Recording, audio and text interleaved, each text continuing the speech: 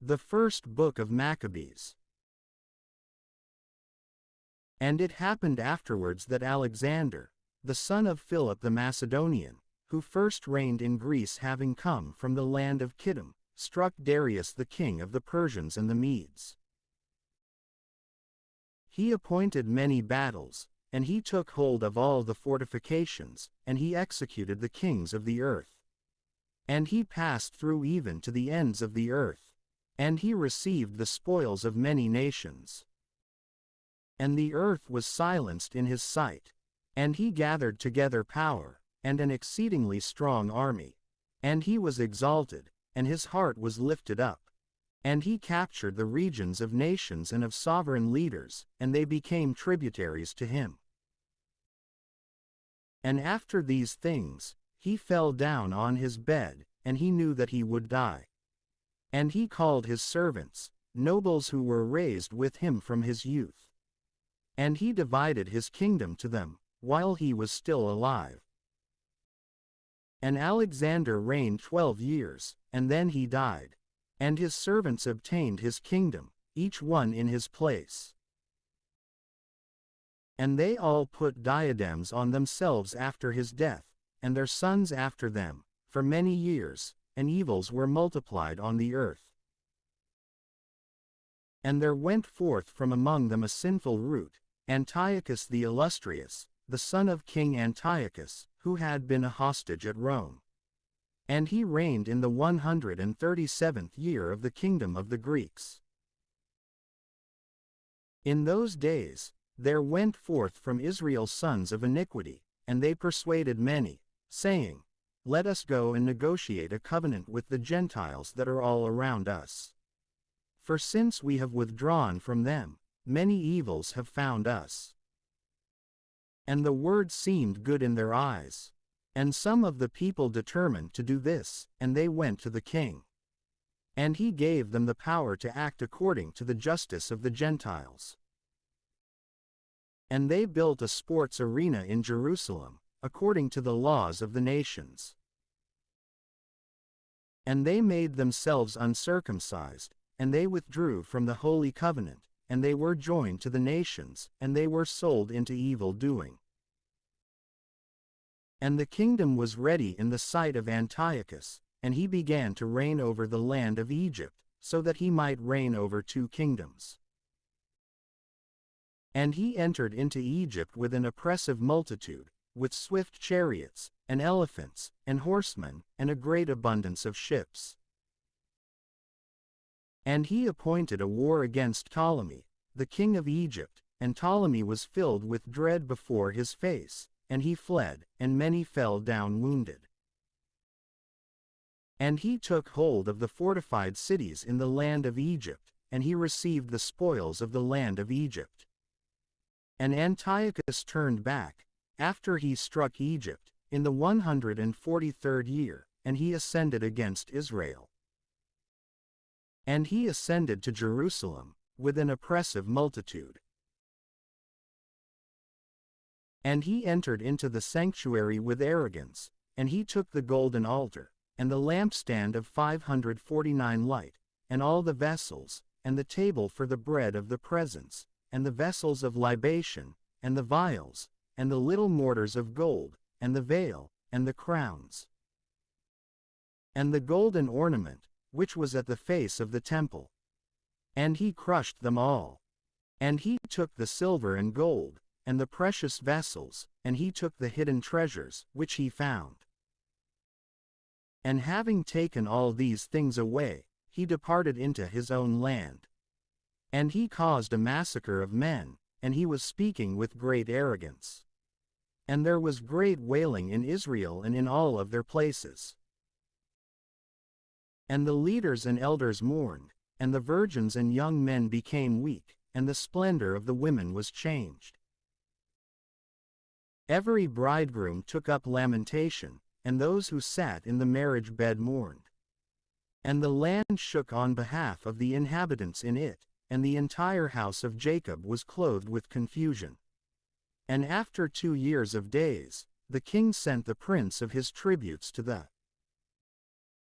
cities of Judah, and he came to Jerusalem with a great crowd. And he spoke peaceful words to them, in deceitfulness, and they believed him. And he rushed upon the city suddenly, and he struck it with a great scourging, and he destroyed many of the people of Israel. And he took the spoils of the city, and he burned it with fire, and he destroyed its houses and the walls around it. And they led away the women as captives, and they possessed the children and the cattle. And they built up the city of David with a great and strong wall, and with strong towers, and it became a stronghold for them. And they set up in that place a sinful people, wicked men, and together they grew strong in it. And they stored up weapons and provisions. And they gathered together the spoils of Jerusalem, and deposited them in that place. And they became a great snare. And this became a place of ambush against the sanctuary and a diabolical evil in Israel. And they poured out innocent blood around the sanctuary, and they contaminated the sanctuary. And the inhabitants of Jerusalem fled because of them, and the city became the dwelling place of outsiders, and she became a stranger to her own offspring, and her own children abandoned her. Her sanctuary was desolate, like a place of solitude, her feast days were turned into mourning, her Sabbaths into disgrace, her honors into nothing. Her shame was multiplied according to her glory, and her loftiness was turned into lamentation. And King Antiochus wrote to all his kingdom, that all the people must be one, and that each one should relinquish his own law. And all Gentiles consented, according to the word of King Antiochus. And many out of Israel consented to his servitude, and they sacrificed to idols, and they polluted the Sabbath. And the king sent letters, by the hand of messengers, to Jerusalem and to all the cities of Judah, that they should follow the law of the nations of the earth, and that they should prohibit holocausts and sacrifices and atonements to be made in the temple of God, and that they should prohibit the celebration of the Sabbath and the solemn days. And he ordered the holy places to be defiled, along with the holy people of Israel. And he ordered altars to be built, and temples, and idols, and he ordered the immolation of the flesh of swine and of unclean cattle, and that they should leave their sons uncircumcised, and defile their souls with all that is unclean, and with abominations. So that they would forget the law and would alter all the justifications of God, and that whoever would not act according to the word of King Antiochus should be put to death. According to all these words, he wrote to all his kingdom. And he appointed leaders over the people, who would compel them to do these things. And these ordered the cities of Judah to sacrifice. And many from the people, who had abandoned the law of the Lord, were gathered together by them. And they committed evils upon the land. And they drove the people of Israel into hiding and into the secret places of fugitives. On the 15th day of the month of Kislev, in the 145th year, King Antiochus set up the abominable idol of desolation on the altar of God, and they built altars throughout all the surrounding cities of Judah. And they burned frankincense, and they sacrificed before the doors of houses and in the streets. And they cut up the books of the law of God and destroyed them with fire. And all those who were found with the books of the testament of the Lord, and whoever observed the law of the Lord, they butchered, according to the edict of the king. By their power, they did these things to the people of Israel, as they were discovered in the cities, month after month. And on the 25th day of the month, they sacrificed on that altar which was opposite the high altar. And the women who circumcised their sons were butchered, according to the order of King Antiochus. And they suspended the children by their necks in all their houses, and those who had circumcised them, they butchered. And many of the people of Israel decided within themselves that they would not eat unclean things. And they chose to die, rather than to be defiled with unclean foods. And they were not willing to infringe upon the holy law of God, and they were butchered. And there was a very great wrath upon the people. In those days, there rose up Mattathias, the son of John, the son of Simeon, a priest of the sons of Joram from Jerusalem, and he settled on the mountain of Modin.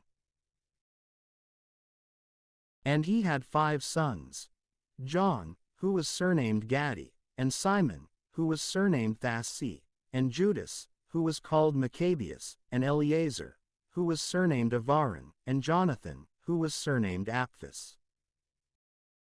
These saw the evils that were done among the people of Judah and in Jerusalem.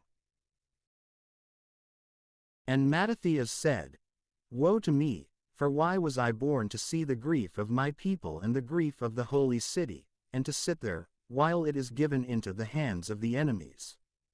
The holy places have fallen into the hands of outsiders. Her temple is like a man without honor. The vessels of her glory have been taken away captive. Her old men have been butchered in the streets, and her young men have fallen by the sword of the enemies. What nation has not inherited her kingdom and taken from her spoils? All her beauty has been taken away. She who was free has become a slave. And behold, our sanctuary, and our beauty, and our splendor has been desolated, and the Gentiles have defiled them. Therefore, what is it to us that we still live? And Mattathias and his sons tore their garments, and they covered themselves with haircloth, and they lamented greatly. And those who had been sent from King Antiochus came to that place, to compel those 550 who fled into the city of Modin to immolate, and to burn frankincense, and to depart from the law of God. And many of the people of Israel consented and came to them. But Mattathias and his sons stood firm.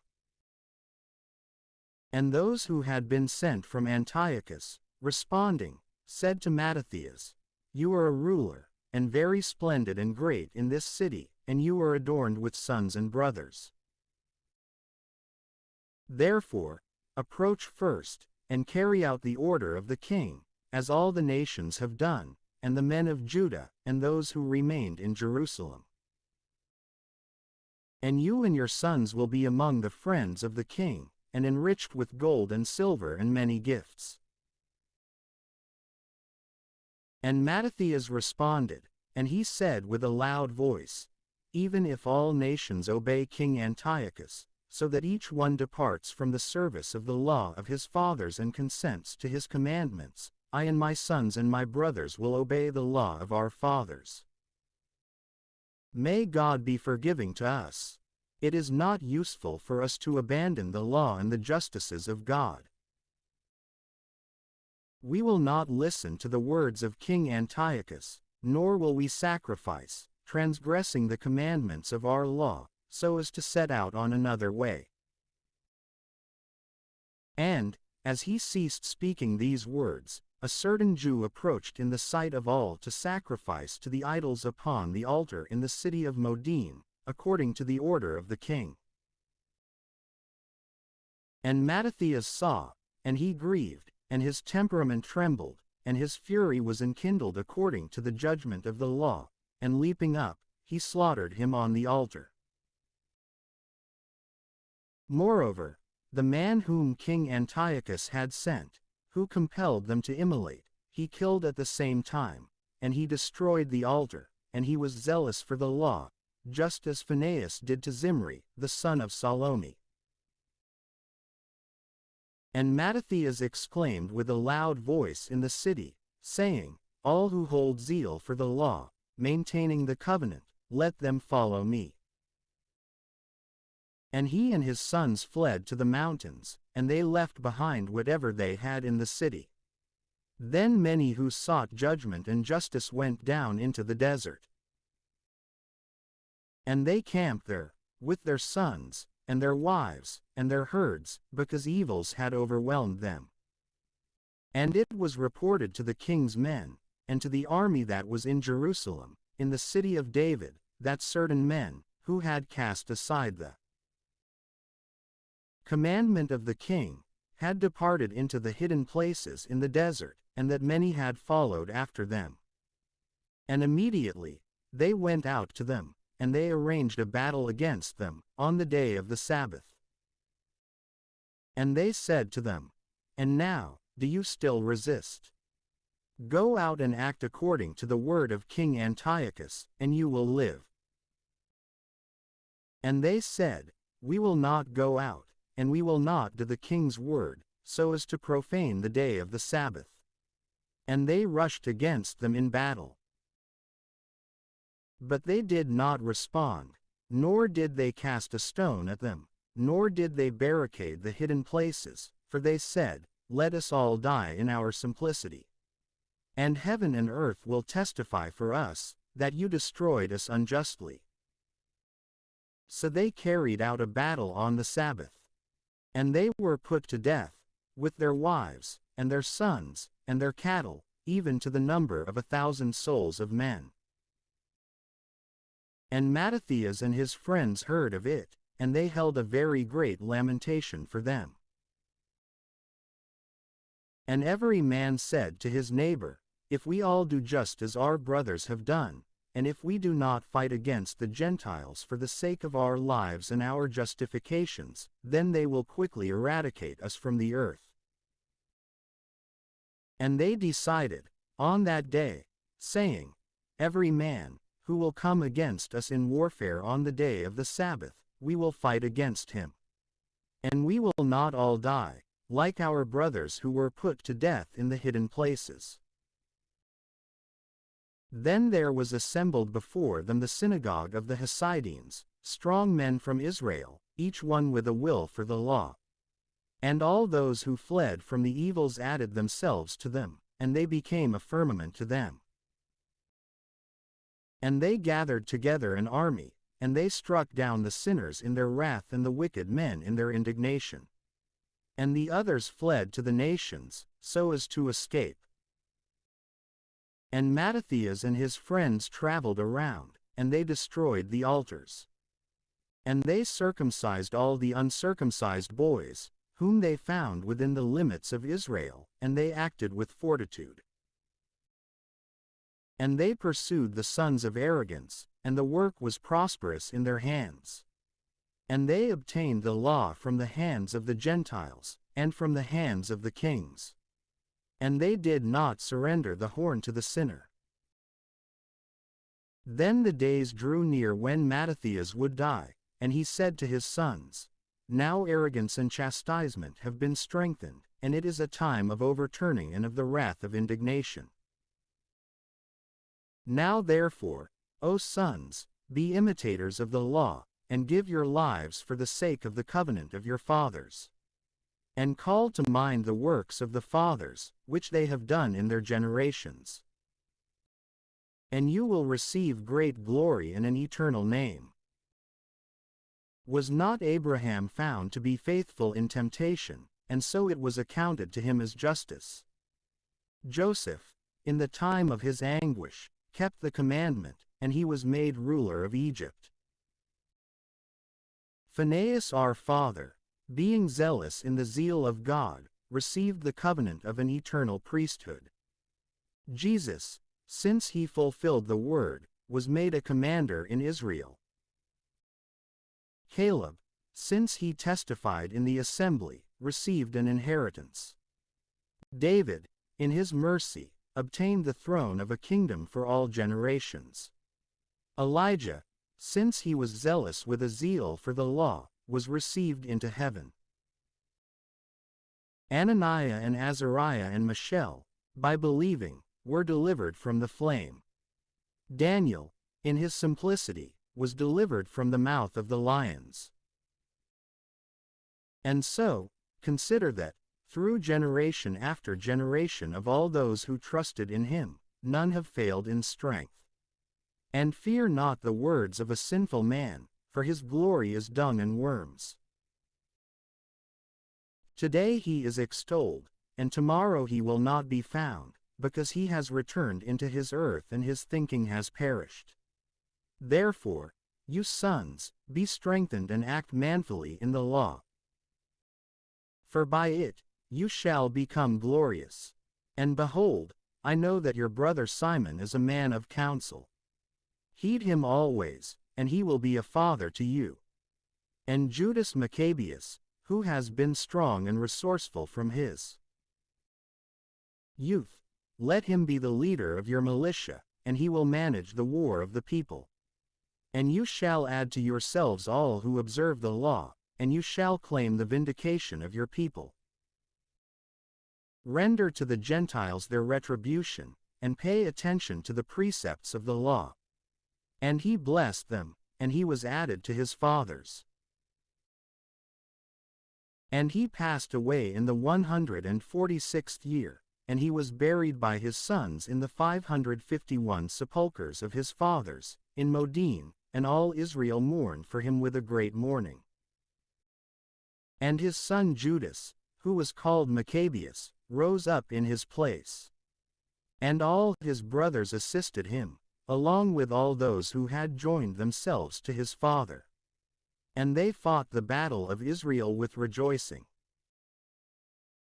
And he expanded the glory of his people, and he clothed himself with a breastplate like a giant, and he surrounded himself his weapons of war in battles, and he protected the camp with his sword.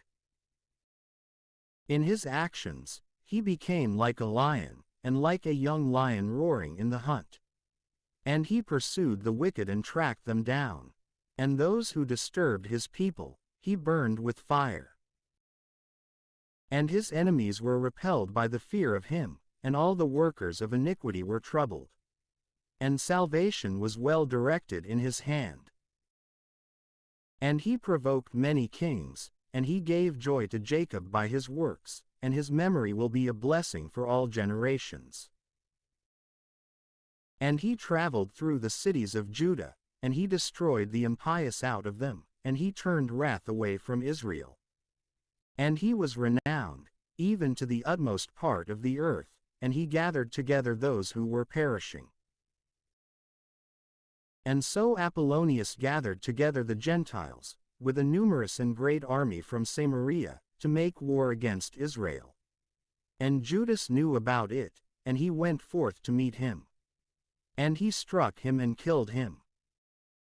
And many fell down wounded, and the rest fled away. And he took away their spoils. And Judas took possession of the sword of Apollonius, and he fought with it during all his days. And Surin, the leader of the army of Syria, heard that Judas had gathered together a company of the faithful and an assembly with him. And he said, I will make a name for myself, and I will be glorified in the kingdom, and I will defeat Judas in warfare, and those who are with him, who have spurned the word of the king. And he prepared himself. And the camp of the impious went up with him, with strong auxiliaries, so as to act with vengeance upon the sons of Israel.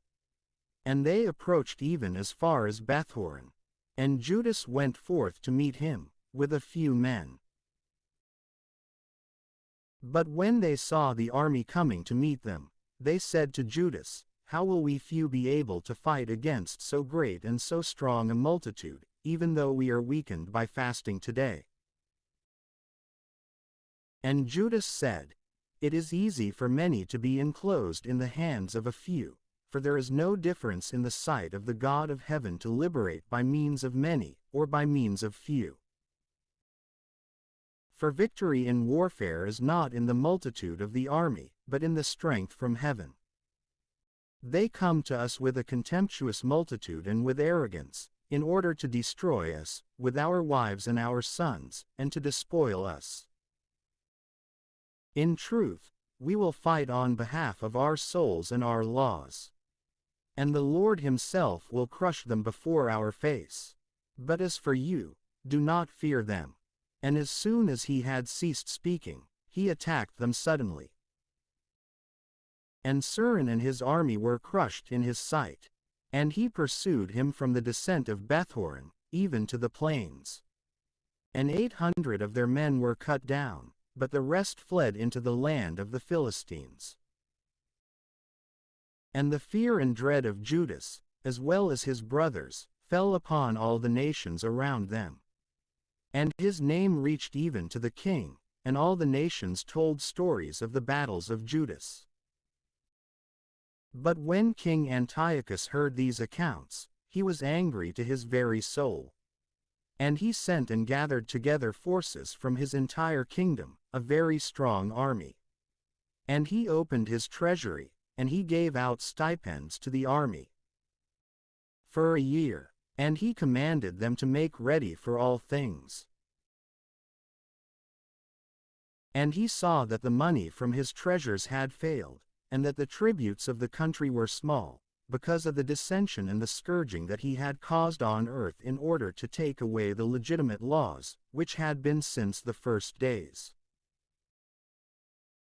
And he feared, lest he not have enough the second time as the first, for expenses and gifts, which he had given before with a liberal hand.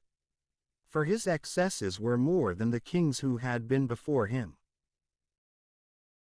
And he was alarmed to his very soul, and he intended to go into Persia, and to take tributes from the regions, and to gather together much money. And he left behind Lysias, a nobleman of royal family, to preside over the kingdom from the river Euphrates, even to the river of Egypt, and to raise his son, Antiochus, until he would return. And he handed over to him half of the army, and the elephants. And he commanded him concerning all that he wanted, and concerning the inhabitants of Judea and Jerusalem, so that he would send an army against them to crush and to root out the virtue of Israel and the remnant of Jerusalem, and to take away the memory of them from that place, and so that he would establish dwelling places for the sons of foreigners in all their parts, and would distribute their land by lot. And so, the king took the remaining part of the army, and he went forth from Antioch, the city of his kingdom, in the 147th year. And he crossed over the river Euphrates, and he traveled through the upper regions. Then Lysias chose Ptolemy, the son of Dorymenes, and Nicanor and Gorgias, powerful men from among the king's friends. And he sent them with 40,000 men, and 7,000 horsemen, to enter into the land of Judah, and to destroy it, according to the word of the king. And so, they proceeded with all their power, and they arrived and took a position near Emmaus, in the land of the plains. And the merchants of the regions heard of their name. And they took very much silver, and gold, and servants, and they came into the camp to take the sons of Israel into servitude. And armies from Syria and from the lands of foreigners were added to them. And Judas and his brothers saw that evils were being multiplied, and that armies had been positioned near their borders. And they knew the words of the king, which ordered the people to be put to death and to be utterly consumed. And they said, each one to his neighbor, let us relieve the dejection of our people, and let us fight on behalf of our people in our sacred places. And an assembly was gathered together, so that they would be prepared for battle, and so that they could pray and ask for mercy and compassion. Now Jerusalem was not inhabited, but was like a desert. There was no one who entered or exited from among her children. And the sanctuary was trampled upon, and the sons of foreigners were in the stronghold. This place was the habitation of the Gentiles. And delight was taken away from Jacob, and the music of flute and harp ceased in that place. And they gathered together and came to Mizpah, opposite Jerusalem. For a place of prayer was in Mizpah, in the former Israel. And they fasted on that day, and 552 they clothed themselves with haircloth, and they placed ashes on their heads, and they tore their garments. And they laid open the books of the law, in which the Gentiles searched for the likeness of their idols. And they brought the priestly ornaments, and the first fruits and tithes, and they roused the Nazarites, who had fulfilled their days. And they cried out with a loud voice toward heaven, saying, What shall we do with these, and where shall we take them? For your holy things have been trampled and defiled, and your priests have been in mourning and in humiliation. And behold, the nations gather together against us, to destroy us. You know what they intend against us. How shall we be able to stand before their face, unless you, O God, assist us? Then they sounded the trumpets with a loud call. And after this, Judas appointed commanders over the people, over thousands, and over hundreds, and over fifties, and over tens. And he said to those who were building houses, or who had betrothed wives, who were planting vineyards, or who were terribly afraid, that they should return, each one to his own house, according to the law. So they moved the camp, and relocated to the south of Emmaus. And Judas said, Gird yourselves, and be sons of power, and be ready in the morning, so that you may fight against these nations that have assembled against us, so as to destroy us and our sacred things. For it is better for us to die in battle, than to see evils come to our nation and to the sacred places. Nevertheless, as it shall be willed in heaven, so let it be. Then Gorgias took 5,000 men and 1,000 chosen horsemen, and they moved out of the camp by night, so that they might set upon the camp of the Jews and strike them suddenly. And the sons who were from the stronghold were their guides. And Judas heard of it, and he rose up, with his powerful men, to strike the force from the king's army that was in Emmaus. For the army was still dispersed from the camp. And Gorgias came by night, into the camp of Judas, and found no one, and he sought them in the mountains. For he said, These men flee from us. And when it had become day, Judas appeared in the plain with only 3,000 men, who had neither armor nor swords. And they saw the strength of the camp of the Gentiles, and the men in armor, and the horsemen surrounding them, and that these were trained to fight. And Judas said to the men who were with him, Do not be afraid of their multitude, and do not dread their attack. Remember in what way salvation came to our fathers in the Red Sea, when Pharaoh pursued them with a great army. And now, let us cry out to heaven, and the Lord will have mercy on us, and he will remember the covenant of our fathers, and he will crush this army before our face this day. And all nations shall know that there is one who redeems and frees Israel. And the foreigners lifted up their eyes, and they saw them coming against them. And they went out of the camp into battle, and those who were with Judas sounded the trumpet. And they came together, and the Gentiles were crushed, and they fled into the plains.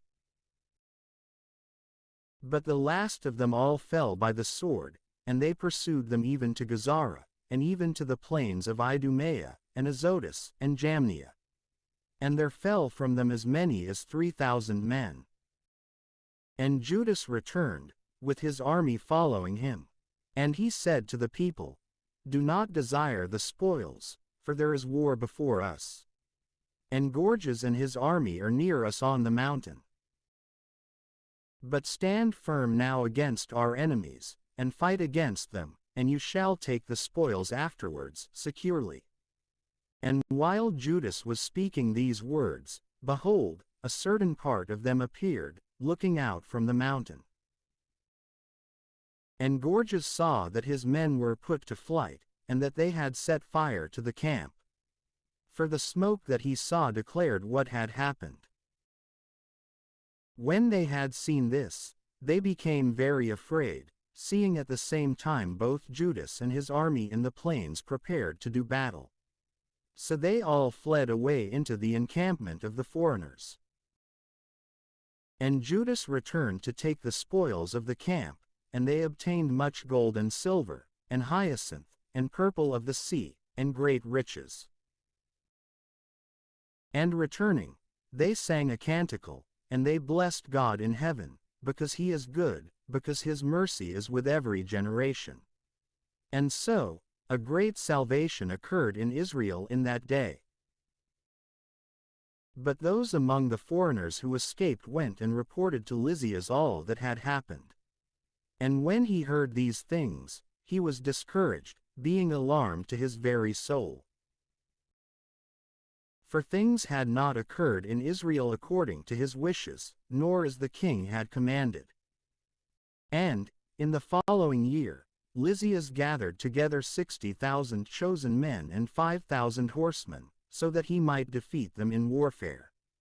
And they came into Judea, and they positioned their camp in Bethshur, and Judas met them with 10,000 men. And they saw the strength of the army, and so he prayed, and he said, Blessed are you, Savior of Israel, who crushed the assault of the powerful by the hand of your servant David, and who delivered up the camp of the foreigners into the hand of Jonathan, the son of Saul, and his armor-bearer. Enclose this army in the hand of your people Israel, and let them be confounded in their soldiers and their horsemen. Strike them with dread, and melt away the boldness of their strength, and let them shudder in their grief. Cast them down with the sword of those who love you, and let all who know your name praise you with hymns. And they went forth to battle, and there fell from the army of Lysias 5,000 men. But Lysias, seeing their flight and the boldness of the Jews, and that they were prepared either to live or to die with fortitude, went to Antioch and chose soldiers, so that they might come back to Judea with greater numbers. Then Judas and his brothers said, Behold, our enemies have been crushed. Let us go up now to cleanse and renew the holy places. And all the army gathered together, and they ascended to Mount Zion. And they saw the sanctuary deserted, and the altar profaned, and the gates burned, and weeds growing up in the courts, as in a forest or as on the mountains, and the adjoining chambers demolished. And they rent their garments, and they made a great wailing, and they placed ashes on their heads. And they fell to the ground on their faces, and they sounded the trumpets of alarm, and they cried out toward heaven. Then Judas numbered men to fight against those who were in the stronghold, until they had cleansed the holy places. And he chose priests without blemish, whose will held to the law of God. And they cleansed the 553 holy places, and they took away the stones of defilement to an unclean place. And he considered the altar of holocausts, which had been profaned, as to what he should do with it. And a good counsel fell upon them, to destroy it, lest it might become a reproach to them, because the Gentiles had defiled it, so they demolished it. And they stored the stones in the mountain house, in a fitting place, until there should come a prophet, who would provide an answer about these. Then they took whole stones, according to the law, and they built a new altar, according to that which was before. And they rebuilt the holy places and the things that were in the inner parts of the temple, and they sanctified the temple and the courts. And they made new holy vessels, and they brought the lampstand, and the altar of incense, and the table into the temple. And they placed incense on the altar, and they lit the lamps, which were on the lampstand, and they gave light in the temple. And they placed the bread on the table, and they hung up the veils, and they completed all the works which they had begun. And they arose before the morning, on the 25th day of the 9th month, in the 148th year. And they offered sacrifice, according to the law, on the new altar of holocausts that they made. According to the time and according to the day, on which the Gentiles had contaminated it, on the same day, it was renewed with canticles, and lutes, and lyres, and cymbals. And all the people fell upon their faces, and they adored, and they blessed, toward heaven, him that had prospered them. And they kept the dedication of the altar for 8 days, and they offered holocausts with joy, and sacrifices of salvation and praise. And they adorned the face of the temple with crowns of gold and small shields. And they dedicated the gates and the adjoining chambers, and they set up doors on them. And there was very great rejoicing among the people, and the disgrace of the Gentiles was averted. And Judas, and his brothers, and all the assembly of Israel decreed that the day of the dedication of the altar must be kept in its time. From year to year, for 8 days, from the 25th day of the month of Kislev, with joy and gladness. And they built up, at that time, Mount Zion, with high walls and strong towers all around, lest the Gentiles should at any time come and trample upon it, as they did before. And he stationed a garrison there, to keep it, and he fortified it, in order to guard Bethshur, so that the people might have a fortification opposite the face of Idumea. And it happened that, when the surrounding nations heard that the altar and the sanctuary had been rebuilt as before, they were very angry. And they intended to destroy the people of Jacob that were among them, and they began to kill some of the people, and to persecute them. Then Judas defeated in warfare the sons of Esau in Idumea, and those who were in Acrabbadon, because they besieged the Israelites, and he struck them with a great scourging.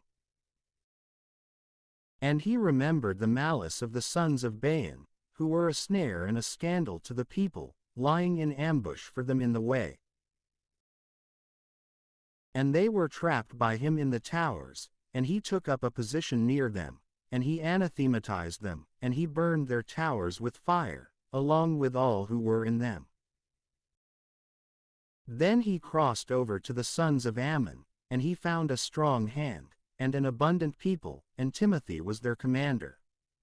And he engaged in many battles with them, and they were crushed in their sight, and he struck them down. And he seized the city of Jazer, and her sister cities, and he returned to Judea. And the Gentiles, who were in Gilead, gathered together against the Israelites, who were within their borders, to take them away, and so they fled into the fortress of Dathema. And they sent letters to Judas and his brothers, saying, "The Gentiles all around have been gathering together against us to carry us away. And they are preparing to come and occupy the fortress into which we have fled. And Timothy is the commander of their army. Now, therefore, come and rescue us from their hands, for many of us have fallen. And all our brothers, who were in the places of Tob, have been put to death. And they have led away as captives their wives, and their children, and their spoils. And they have slain nearly 1,000 men in that place." And while they were still reading these letters, behold, there arrived from Galilee other messengers, with torn garments, who announced according to these words, saying that those of Ptolemy and Tyre and Sidon have assembled against them. And all of Galilee has been filled with foreigners, in order to consume us. So then, when Judas and the people heard these words, a great assembly came together, to consider what they should do for their brothers who were in trouble and were being assailed by them. And Judas said to Simon his brother, "Choose men for yourself, and go, and free your brothers in Galilee. But I and my brother Jonathan will go into the country of Gilead." And he left behind Joseph, son of Zechariah, and Azariah, as commanders of the people, with the remainder of the army, in Judea, to guard it. And he instructed them, saying, "Take charge of this people, but do not go to war against the Gentiles, until we return." Now 3,000 men were divided to Simon, to go into Galilee, but 8,000 were divided to Judas, to go into the land of Gilead. And Simon went into Galilee, and he engaged in many battles with the Gentiles, and the Gentiles were crushed before his face, and he pursued them even to the gates of Ptolemy. And there fell of the Gentiles nearly 3,000 men, and he took their spoils. And he took with him those who were in Galilee and in Arbada, with their wives and children, and all that was theirs, and he led them into Judea with great rejoicing. And Judas Maccabees, and Jonathan his brother, crossed over the Jordan, and they traveled 3 days' journey through the desert.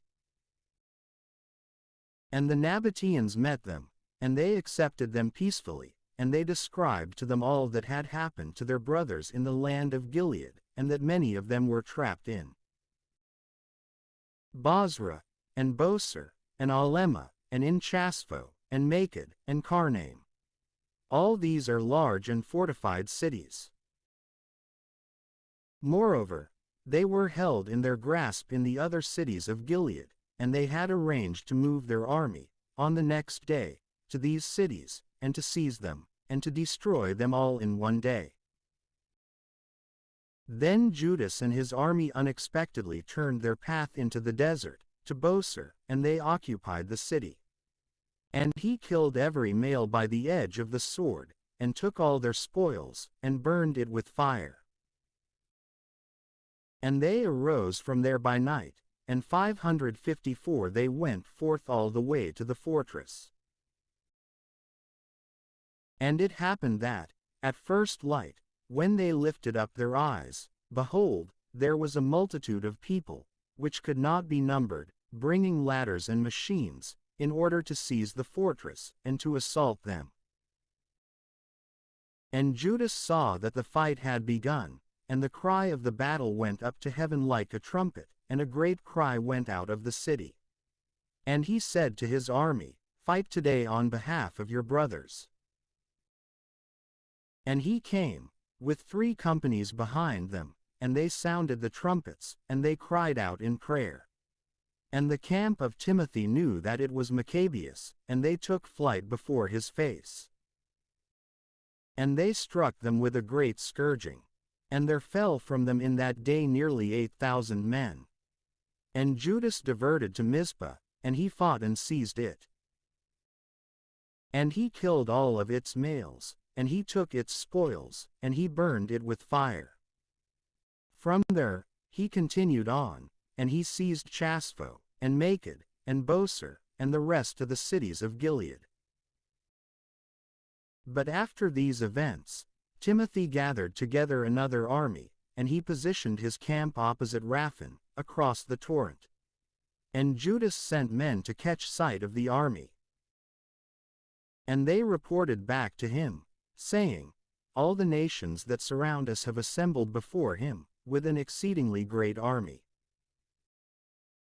And they have brought the Arabians as auxiliaries to them, and they have set up camp across the torrent, in preparation to come against you in battle." And Judas went to meet them.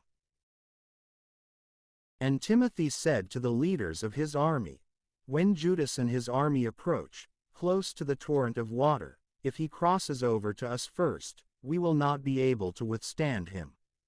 For he will be able to prevail against us.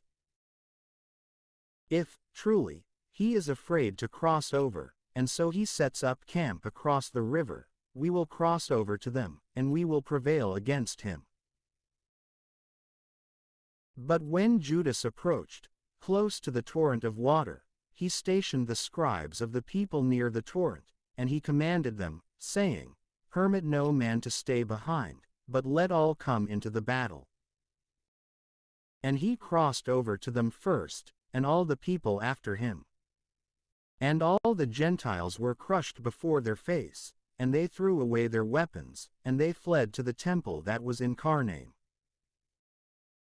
And he occupied that city, and he burned the temple with fire, along with all the things that were in it.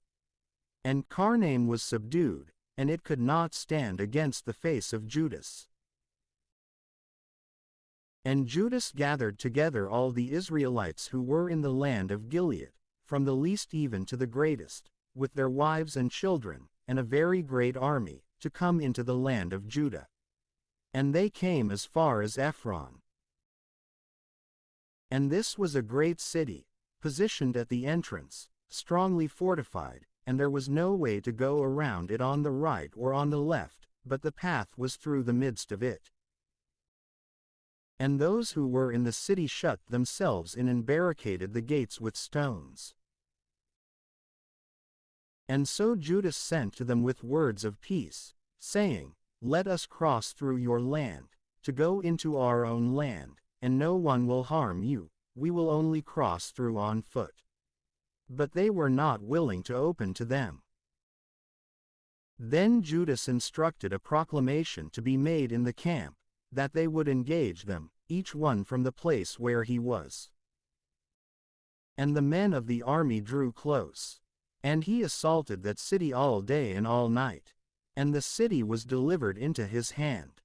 And they destroyed every male with the edge of the sword, and he eradicated the city, and he took its spoils, and he crossed through the entire city, over those who had been slain. Then they crossed over the Jordan to the great plain that is opposite the face of Bethshan. And Judas was gathering the stragglers and exhorting the people, throughout the entire way, until they came into the land of Judah. And they ascended to Mount Zion with joy and gladness, and they offered holocausts, because not one of them had fallen, until they had returned in peace. Now in the days that Judas and Jonathan were in the land of Gilead, and Simon his brother was in Galilee against the face of Ptolemy, Joseph, the son of Zachariah, and Azariah, the leader of the army, heard good things about the battles that were fought. And he said, "Let us also make a name for ourselves, and let us go to fight against the Gentiles that are all around us." And he gave orders to those who were in his army, and they went out towards Jamnia. And Gorgias and his men exited the city, to meet them in the fight. And Joseph and Azariah were forced to flee, even to the borders of Judea. And there fell on that day, from the people of Israel, up to 2,000 men, and it was a great defeat for the people. For they did not listen to Judas and his brothers, supposing that they should act boldly. But these were not of the offspring of those men by whom salvation was brought to Israel. And the men of Judah were magnified greatly in the sight of all Israel and of all the nations where their name was heard. And the people gathered to them with favorable acclamations. And so Judas and his brothers went out and assailed the sons of Esau, in the land that is toward the south, and he struck Hebron and her sister cities, and he burned its walls and the towers all around it with fire. And he moved his camp to go into the land of the foreigners, and he traveled through Samaria. In that day, some priests fell in battle. Since they desired to act boldly, they went out, without counsel, into the battle. And Judas turned aside to Azotus, into the land of the foreigners, and he destroyed their altars, and he burned the statues of their gods with fire. And he seized the spoils of the cities, and he returned to the land of Judah. And King Antiochus was traveling through the upper regions, and he heard that the city of Elymais in Persia was very noble and abundant in silver and gold, and that the temple in it was very opulent, and that there were, in that place, coverings of gold, and breastplates and shields, which Alexander, the son of Philip, king of Macedonia, who reigned first in Greece, had left behind. So he came and sought to seize the city and to pillage it. And he was not able, because this plan became known to those who were in the city. And they rose up in battle, and he fled away from there, and he departed with great sadness, and he returned into Babylon. And someone arrived to report to him in Persia, that those who were in the land of Judah were forced to flee the camp, and that Lysias went forth with a particularly strong army, and he was forced to flee before the face of the Jews, and that they were strengthened by the weapons and resources, and many spoils which they seized from the camps they demolished, and that they had destroyed the abomination, which he had established on the altar that was in Jerusalem, and that the sanctuary, just as before, had been 555 encircled with high walls, along with Bethshur, his city. And it happened that, when the king heard these words, he was terrified and very moved. And he fell down on his bed, and he fell into feebleness out of grief. For it had not happened to him as he had intended. And he was in that place through many days. For a great grief was renewed in him, and he concluded that he would die. And he called all his friends, and he said to them, "Sleep has withdrawn from my eyes, and I am declining, and my heart has collapsed out of anxiety. And I said in my heart, how much trouble has come to me, and what floods of sorrow there are, where I am now. I used to be cheerful and beloved in my power. Truly, now, I remember the evils that I did in Jerusalem, from which place I also took away all the spoils of gold and silver that were in it, and I sent to carry away the inhabitants of Judah without cause. Therefore, I know that it is because of this that these evils have found me. And behold, I perish with great sorrow in a foreign land." Then he called Philip, one of his friends, and he placed him first over all his kingdom. And he gave him the diadem, and his robe, and his ring, so that he would guide Antiochus, his son, and raise him, and so that he would reign. And King Antiochus died there, in the 149th year. And Lysias knew that the king was dead, and he appointed Antiochus, his son, to reign, whom he had raised from adolescence. And he called his name Eupator. And those who were in the stronghold had enclosed the Israelites by surrounding the holy places. And they continually sought to do evil to them and to support the Gentiles. And Judas intended to disperse them. And he called together all the people, in order to besiege them. And they came together and besieged them in the 150th year, and they made catapults and other machines. And certain ones of these, who were besieged, escaped. And some of the impious out of Israel joined themselves to them. And they went to the king, and they said, "How long will you not act with judgment and vindicate our brothers? We resolved to serve your father, and to walk according to his precepts, and to obey his edicts. And because of this, the sons of our people have alienated themselves from us, and they have put to death as many of us as they could find, and they have torn apart our inheritances. And they have not extended their hand against us only, but also against all within our borders. And behold, this day they have taken a position near the stronghold of Jerusalem to occupy it, and they have fortified the stronghold of Bethshur. And, unless you quickly act to prevent them, they will do greater things than these, and you will not be able to subdue them." And the king was angry when he heard this. And he called together all his friends, and the leaders of his army, and those who were over the horsemen. But there even came to him mercenary armies from other kingdoms and from the islands of the sea. And the number of his army was 100,000 footmen, and 20,000 horsemen, and 32 elephants trained for battle.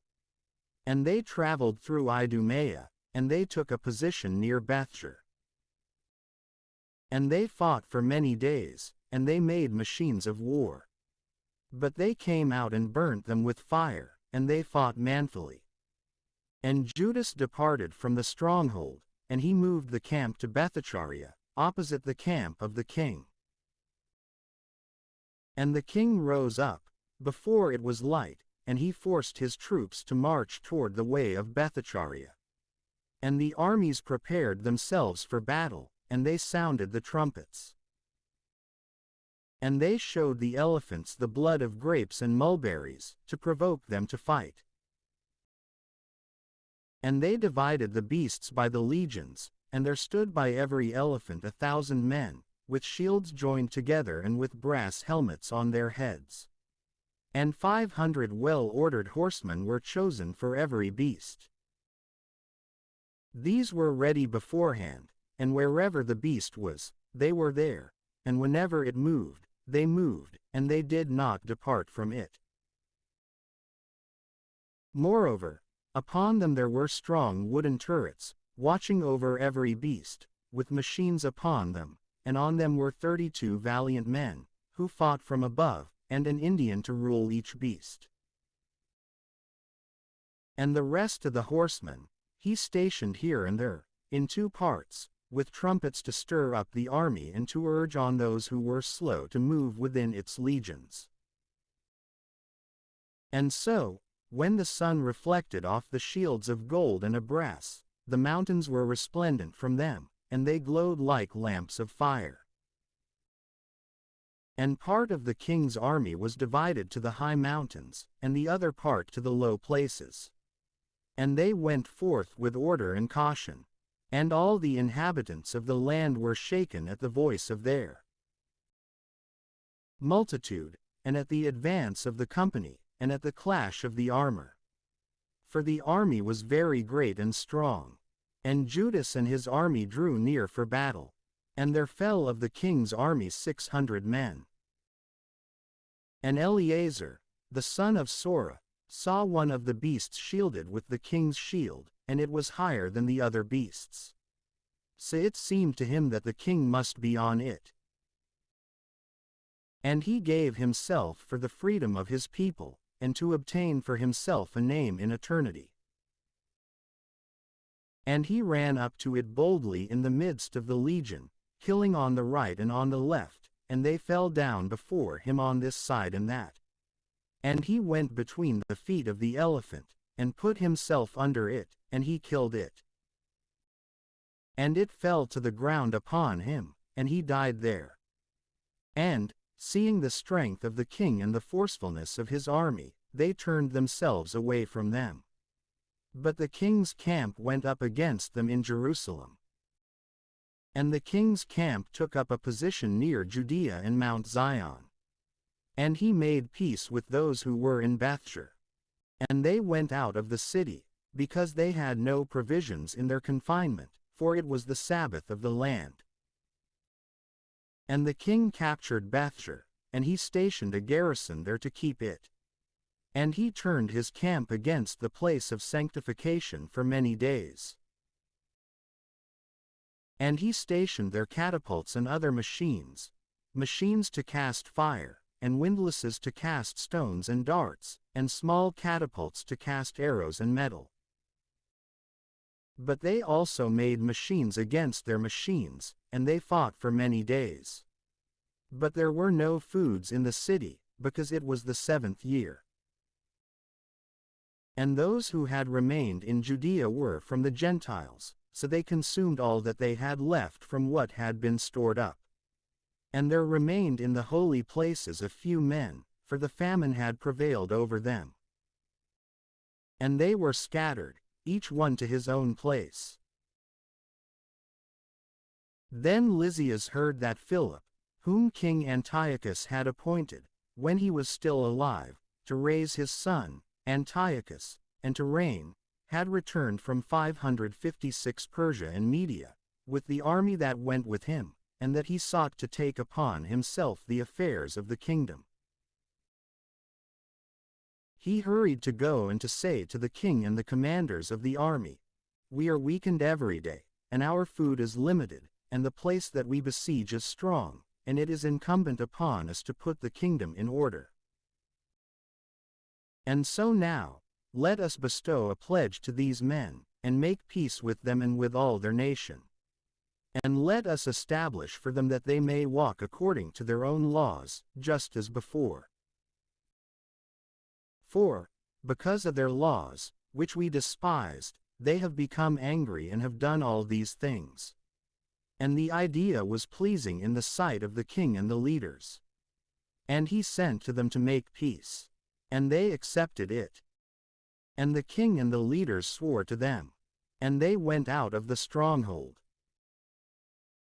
Then the king entered into Mount Zion, and saw the fortifications of the place, and so he abruptly broke the oath that he had sworn, and he commanded the surrounding wall to be destroyed.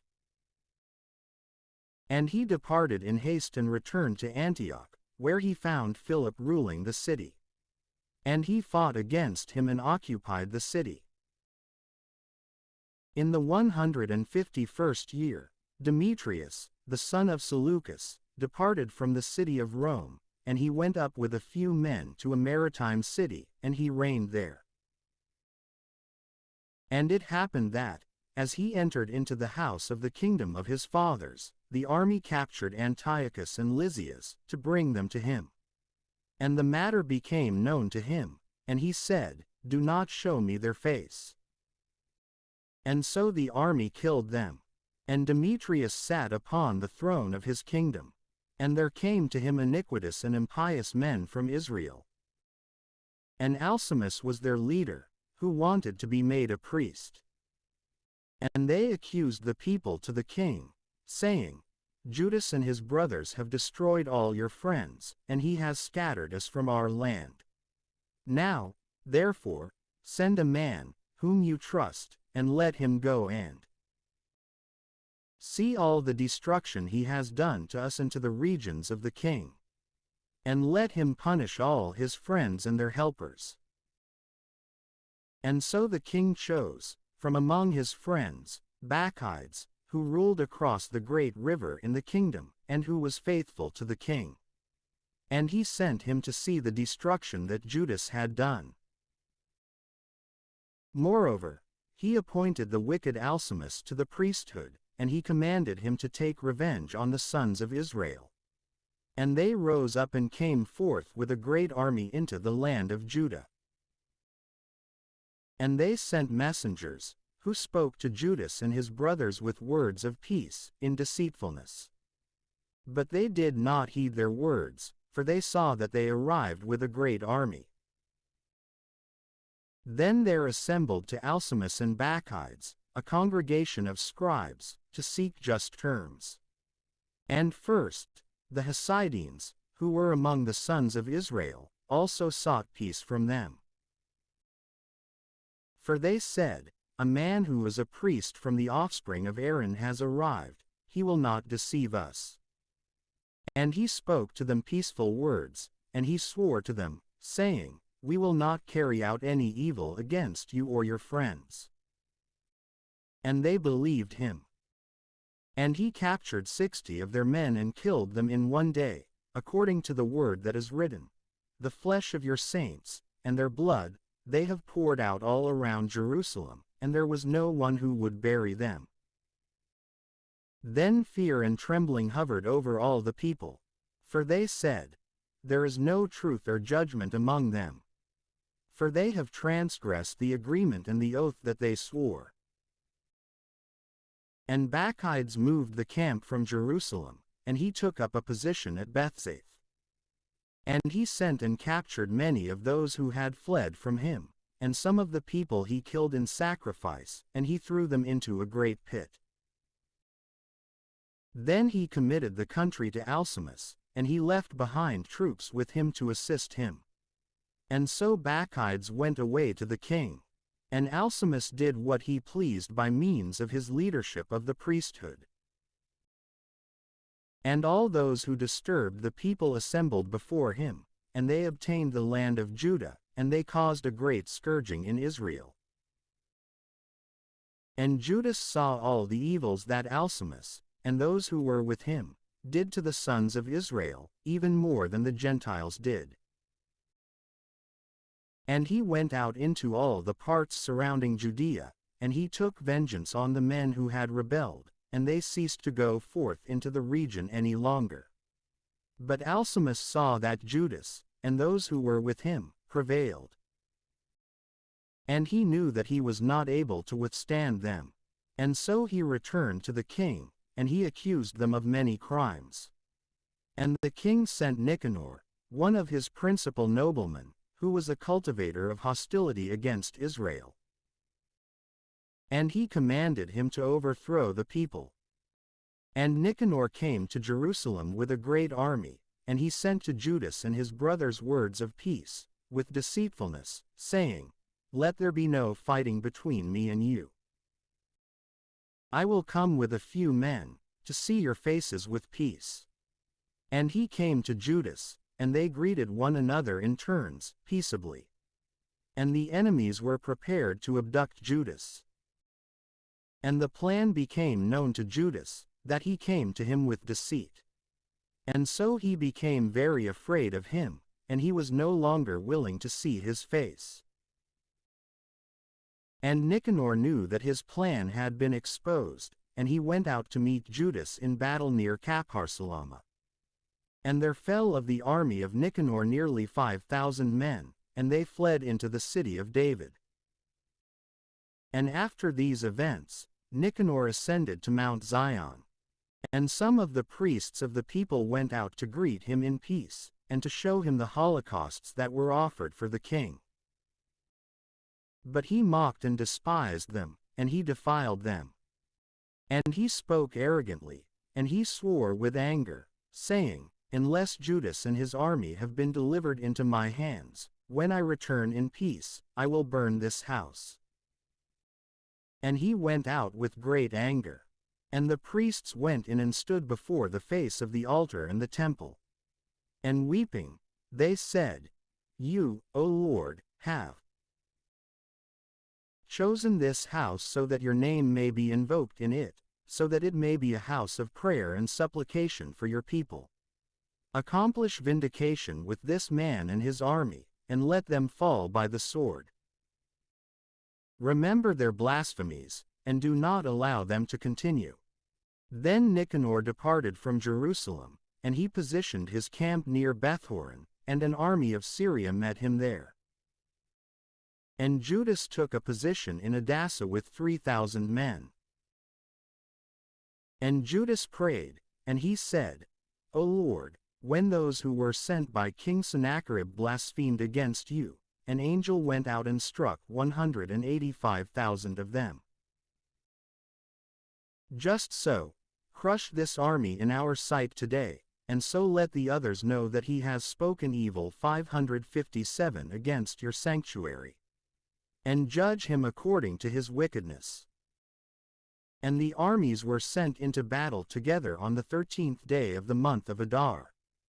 And the camp of Nicanor was crushed, and he himself was among the first slain in the battle.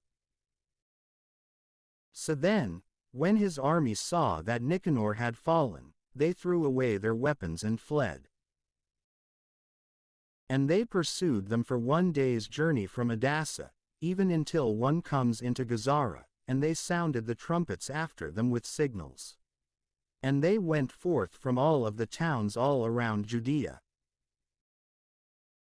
And they herded them with the horns, and they turned back again to them, and they were all felled with the sword, and there was not so much as one of them left behind.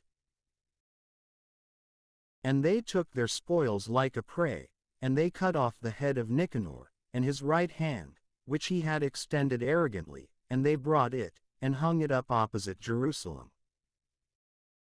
And the people rejoiced exceedingly, and they spent that day in great joy. And he established that this day should be kept every year, on the 13th day of the month of Adar. And the land of Judah was quieted for a brief time.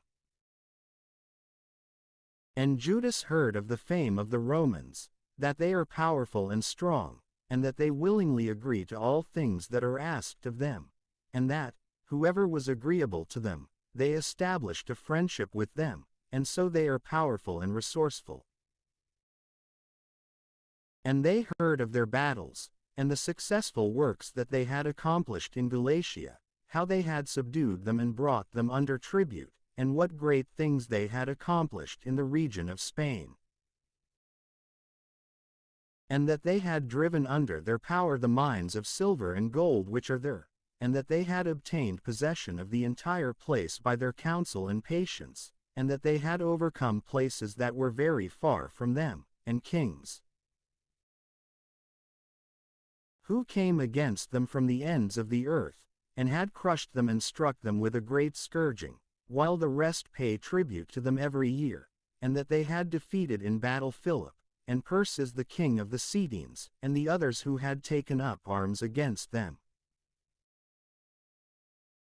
and had crushed them in warfare and subdued them, and how Antiochus, the great king of Asia, who brought a fight against them, having 120 elephants, with horsemen, and swift chariots, and a very great army, was crushed by them. 7. And how they had captured him alive and had decreed to him that both he and those who would reign after him would pay a great tribute, and that he should provide hostages bound to an agreement, and that regions from the Indians, and from the Medes, and from the Lydians, from among their best regions, with those whom they had taken from them, they gave to King Eumenes. And those who were in Greece wanted to go out and defeat them, but they became aware of this plan. And so they sent one general to them, and he fought against them, and many of them fell, and they led into captivity their wives, and their sons, and they despoiled them and took possession of their land, and they destroyed their walls and drove them into servitude, even to this day. And the remaining kingdoms and islands, which at any time had resisted them, they destroyed and drove under their power. But with their friends, and with those who remained at peace with them, they maintained friendship and conquered kingdoms, those that were near, and those that were far off. For all those who heard of their name were afraid of them. In fact, whomever they wanted to help become ruler, these reigned, but whomever they wanted, they deposed from the kingdom. And they were greatly exalted. And of all these, none wore a diadem or was clothed in purple, to be magnified in this. And also, they had made themselves a senate house, and they consulted daily with 320 men, continually acting as a council for the multitude, so that they would do the things that were right.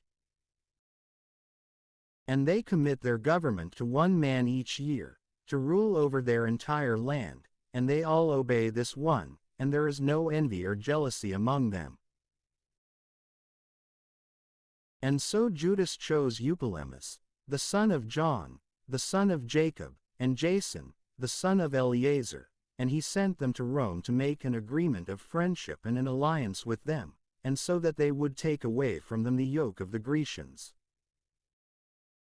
For they saw that they oppressed the kingdom of Israel with servitude.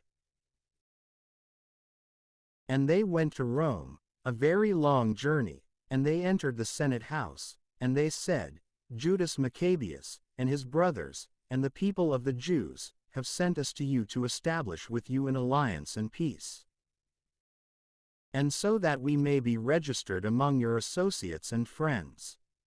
And the word was pleasing in their sight. And this is a copy of the writing, which they rewrote on tablets of brass and sent to Jerusalem, so that it would be with them in that place as a memorial of the peace and alliance.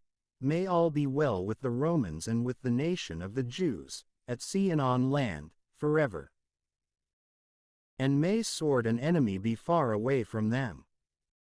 But if a war is instituted against the Romans first, or against any of their allies in all their dominions, the nation of the Jews will bring help to them, just as the situation shall direct, wholeheartedly.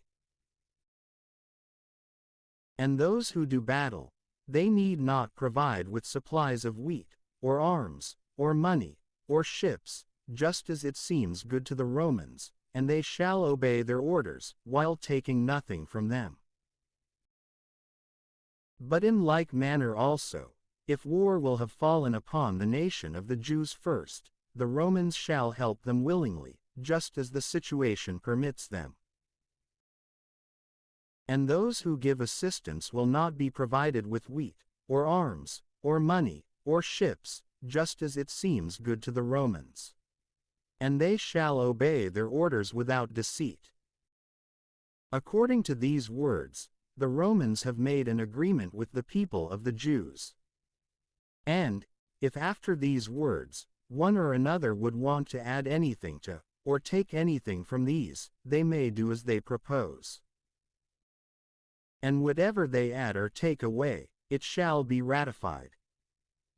Moreover, concerning the evils that King Demetrius did to them, we have written to him, saying, Why have you made your yoke heavy upon our friends and allies, the Jews? If, therefore, they come again to us against you, we will render judgment for them, and we will make war against you by sea and by land. Meanwhile, when Demetrius heard that Nicanor and his army had fallen in battle, he again positioned Bacchides and Alcimus in Judea, and the right horn of his army with them. And they traveled by the way that leads to Gilgal, and they set up camp in Messaloth, which is in Arbela. And they occupied it, and they destroyed 558 the lives of many men. In the first month of the 152nd year, they positioned the army near Jerusalem. And they rose up and went to Berea, with 20,000 men and 2,000 horsemen. Now Judas had stationed his camp in Elasa, and 3,000 chosen men were with him. And they saw the multitude of the army, that they were many, and they became very afraid. And many withdrew themselves from the camp, and there remained of them no more than 800 men. And Judas saw that his army had slipped away and that the battle pressed upon him, and his heart was shattered, because he did not have time to gather them together, and he was very discouraged. And so, he said to those who were remaining, Let us rise up and go against our enemies, perhaps we may be able to fight against them. But they dissuaded him, saying, We will not be able, but let us try to save our lives and return to our brothers, and then we will fight against them. For we are but few. And Judas said, Far be it from us, to do this thing, so as to flee away from them. But if our time has drawn near, let us die with virtue, on behalf of our brothers, and let us not inflict guilt upon our glory. And the army moved from the camp, and they stood to meet them. And the horsemen were divided into two parts, and the stone slingers and archers went before the army, and the first ones were all powerful men, experienced in combat. Moreover, Bacchides was with the right horn, and the legion drew near on both sides, and they sounded the trumpets. But those also who were from the side of Judas, these also now cried out, and the earth shook at the noise of the armies. And the battle was joined from morning, even until evening. And Judas saw that the stronger part of the army of Bacchides was on the right side, and all the steadfast in heart came together with him. And the right part was crushed by them, and he pursued them even to Mount Azotus. And those who were with the left horn saw that the right horn was crushed, and so they followed after Judas, and those who were with him, at their back. And the battle was hard fought, and there fell many wounded from one side and the other. And Judas fell, and the others fled away. And Jonathan and Simon carried Judas, their brother, and they buried him in the sepulchre of their fathers, in the city of Modin. And all the people of Israel wept for him with a great wailing, and they mourned him for many days. And they said, Such a powerful man has fallen, who accomplished the salvation of the people of Israel. But the rest of the words, about the wars of Judas, and the virtuous acts that he did, and his magnitude, have not been written. For they were very many. And it happened that, after the death of Judas, the iniquitous began to emerge in all the parts of Israel, and they began to encourage all those who worked iniquity. In those days, there occurred a very great famine, and the entire region handed itself over to Bacchides. And Bacchides chose impious men, and he appointed them as rulers of the region. And they sought out and persecuted the friends of Judas, and they led them to Bacchides, and he took vengeance on them and abused them. And there occurred a great tribulation in Israel, such as had never been, since the day that there was no prophet seen in Israel. And all the friends of Judas gathered together, and they said to Jonathan, Since your brother Judas has fallen away, there is not a man like him to go forth against our enemies, against Bacchides and those who are the enemies of our nation. And so now, we have chosen you in his place, on this day, to be our leader and commander in order to wage our wars. And so, at that time, Jonathan took upon himself the leadership, and he rose up in the place of Judas, his brother. And Bacchides knew of it, and he sought to kill him. And Jonathan and his brother Simon knew of this, and so did all who were with them. And they fled into the desert of Tekoa, and they settled by the water of Lake Asphar. And Bacchides knew of it, and on the day of the Sabbath, he himself arrived, with all his army, across the Jordan. And Jonathan sent his brother, a commander of the people, to ask the Nabateans, his friends, to lend them their equipment, which was abundant. And the sons of Jambri went forth from Medeba, and they captured John, and all that he had, and they went away in possession of these. After these events, it was reported to Jonathan and his brother Simon that the sons of Jambri were having a great marriage celebration, and that they would be leading the bride, a daughter of one of the great leaders of Canaan, out of Medeba with great fanfare. And they remembered the blood of John, their brother. And they went up and hid themselves under the cover of the mountain. And they lifted up their eyes and saw, and behold, a tumult and a well-prepared multitude. And the bridegroom proceeded, with his friends and his brothers, to meet them with timbrels, and musical instruments, and many weapons. And they rose up against them out of ambush, and they killed them, and there fell many wounded, and the remainder fled into the mountains, and they took all their spoils. And the marriage celebration was turned into mourning, and the voice of their musical instruments into lamentation. And they took revenge for the blood of their brother, and they returned to the bank of the Jordan. And Bacchides heard about this, and he came on the day of the Sabbath all the way to the coast of the Jordan, with a great force. And Jonathan said to his own, Let us rise up and fight against our enemies. For it is not today, as it was yesterday, or the day before. For behold, the war is before us, and truly, with the water of the Jordan here and there, and the banks, and the marshes, and the woods, there is no place for us to turn aside. Therefore, cry out now to heaven so that you may be freed from the hand of your enemies. And they joined together in warfare. And Jonathan extended his hand to strike Bacchides, but he turned away from him in retreat. And Jonathan, and those who were with him, leapt forward into the Jordan, and they swam across the Jordan to them. And there fell from the side of Bacchides on that day 1,000 men. And they returned to Jerusalem. And they built fortified cities in Judea, the fortification that was in Jericho, and in Emmaus, and in Bethhoron, and in Bethel, and Timnath, and Pharathan, and Tephan, with high walls, and gates, and bars. And he stationed garrisons in them, so that those in Israel became trained in warfare. And he fortified the city of Bethshur, and of Gazara, and the stronghold, and he stationed auxiliaries in them, with supplies of rations. And he took the sons of the leaders of the region for hostages, and put them in the stronghold in Jerusalem under guard. Now in the 2nd month of 559, the 153rd year, Alcimus instructed that the walls of the inner court of the sanctuary be destroyed, and that the works of the prophets be destroyed. And he began to destroy them.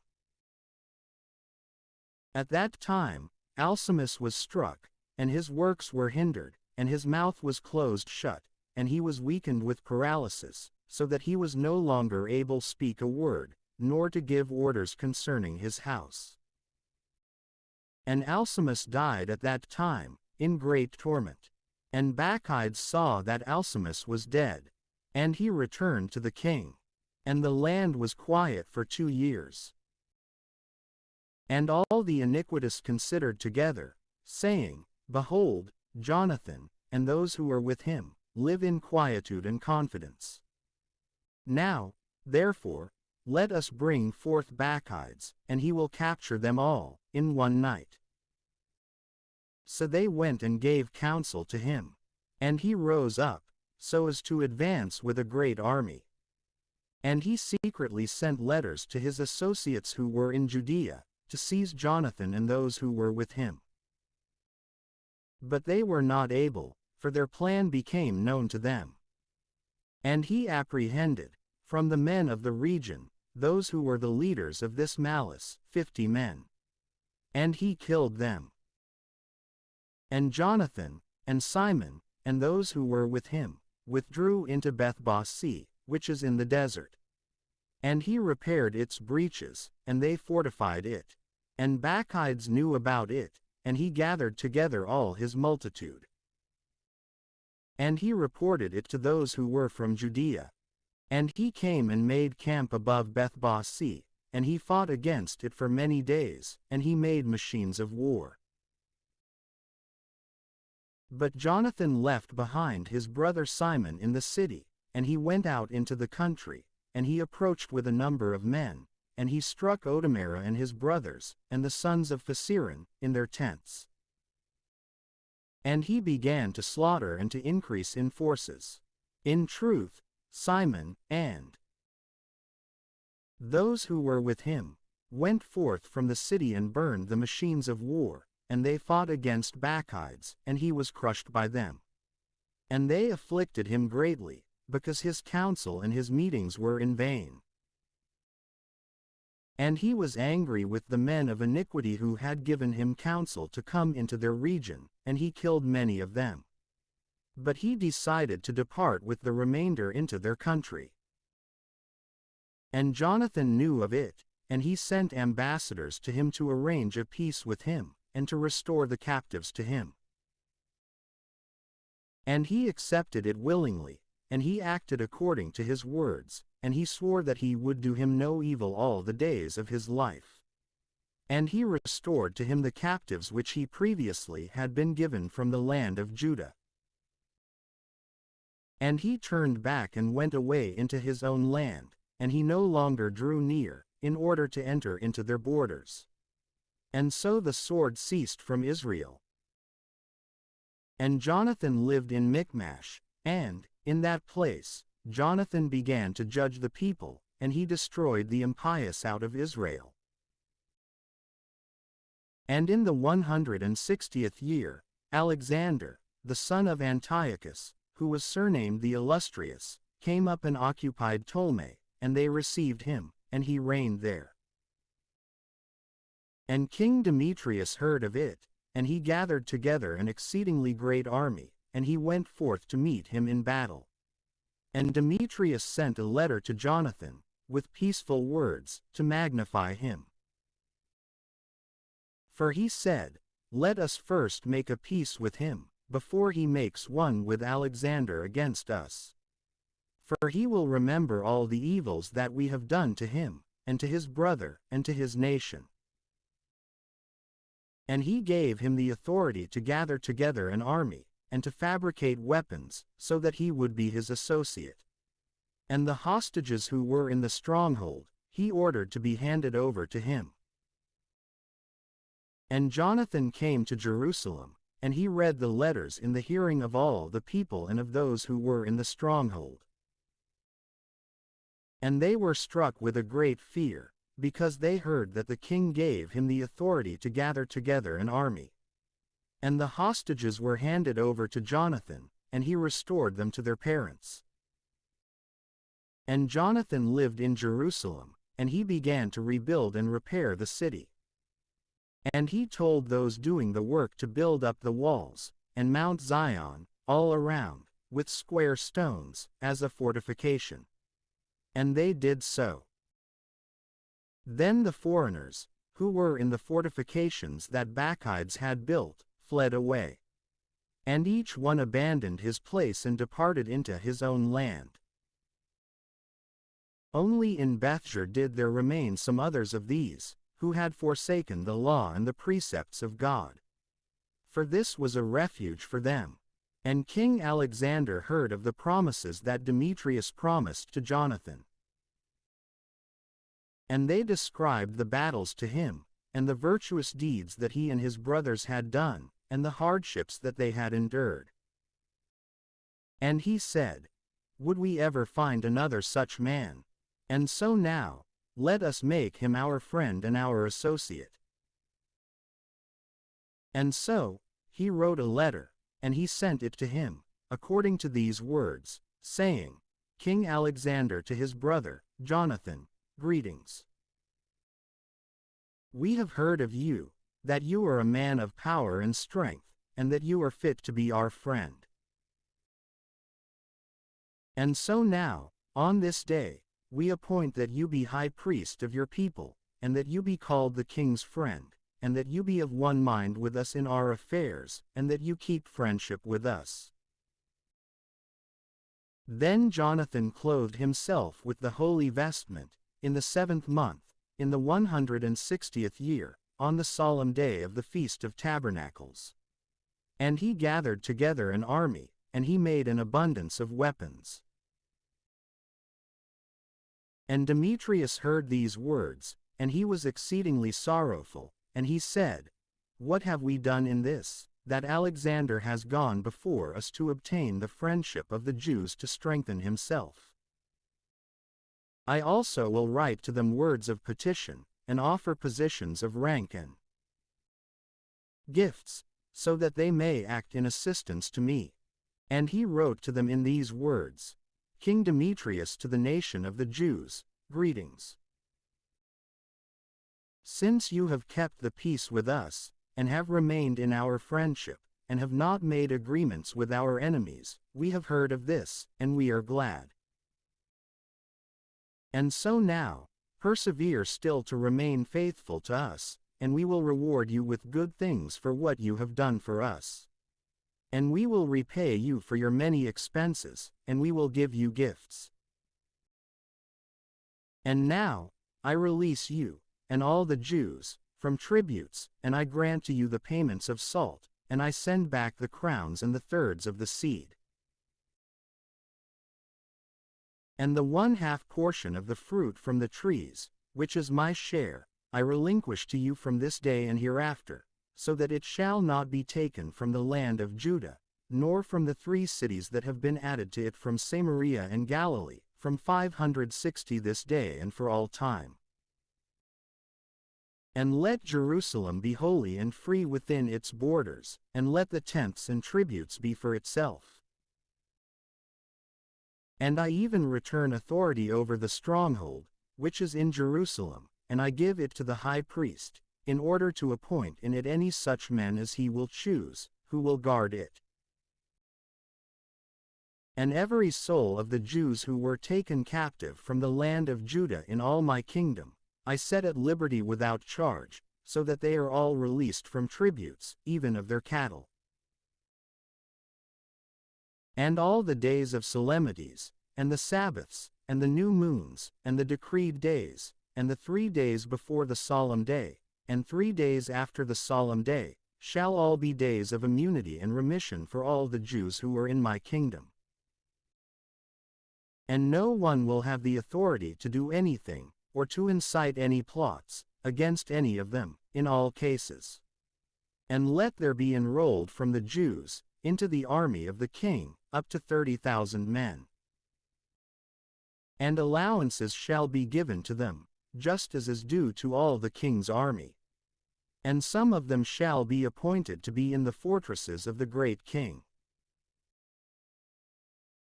And some of them shall be set over the affairs of the kingdom, those who act with faith, and let the leaders be from them, and let them walk by their own laws, just as the king has commanded in the land of Judah. And the 3 cities that have been added to Judea from the region of Samaria, let them be counted with Judea, so that they may be united as one, and so that they may obey no other authority, except the high priest. Ptolemy and its confines, I give as a free gift to the holy places that are in Jerusalem, for the necessary expenses of the holy things. And I give, every year, 15,000 shekels of silver from the allotment of the king, from what belongs to me. And all that has been left over, which those who were set over the affairs in prior years have not paid, from this time, they will give it to the works of the house. And beyond this, they shall receive 5,000 shekels of silver from the allotment of the holy places each year, and this will belong to the priests who perform the ministry. And whoever will flee into the temple that is in Jerusalem, or in any of its parts, being liable before the king in any matter, let them be released, and all that is theirs in my kingdom, let them have it freely. And as to the works of rebuilding and repairing the holy places, the expenses shall be given from the king's revenues. And as to the raising of the walls of Jerusalem and the fortifications all around it, the expenses shall be given from the king's revenues, as also for the building of the walls in Judea. So when Jonathan and the people heard these words, they did not believe or accept them, because they remembered the great malice that he had done in Israel, for he had troubled them greatly.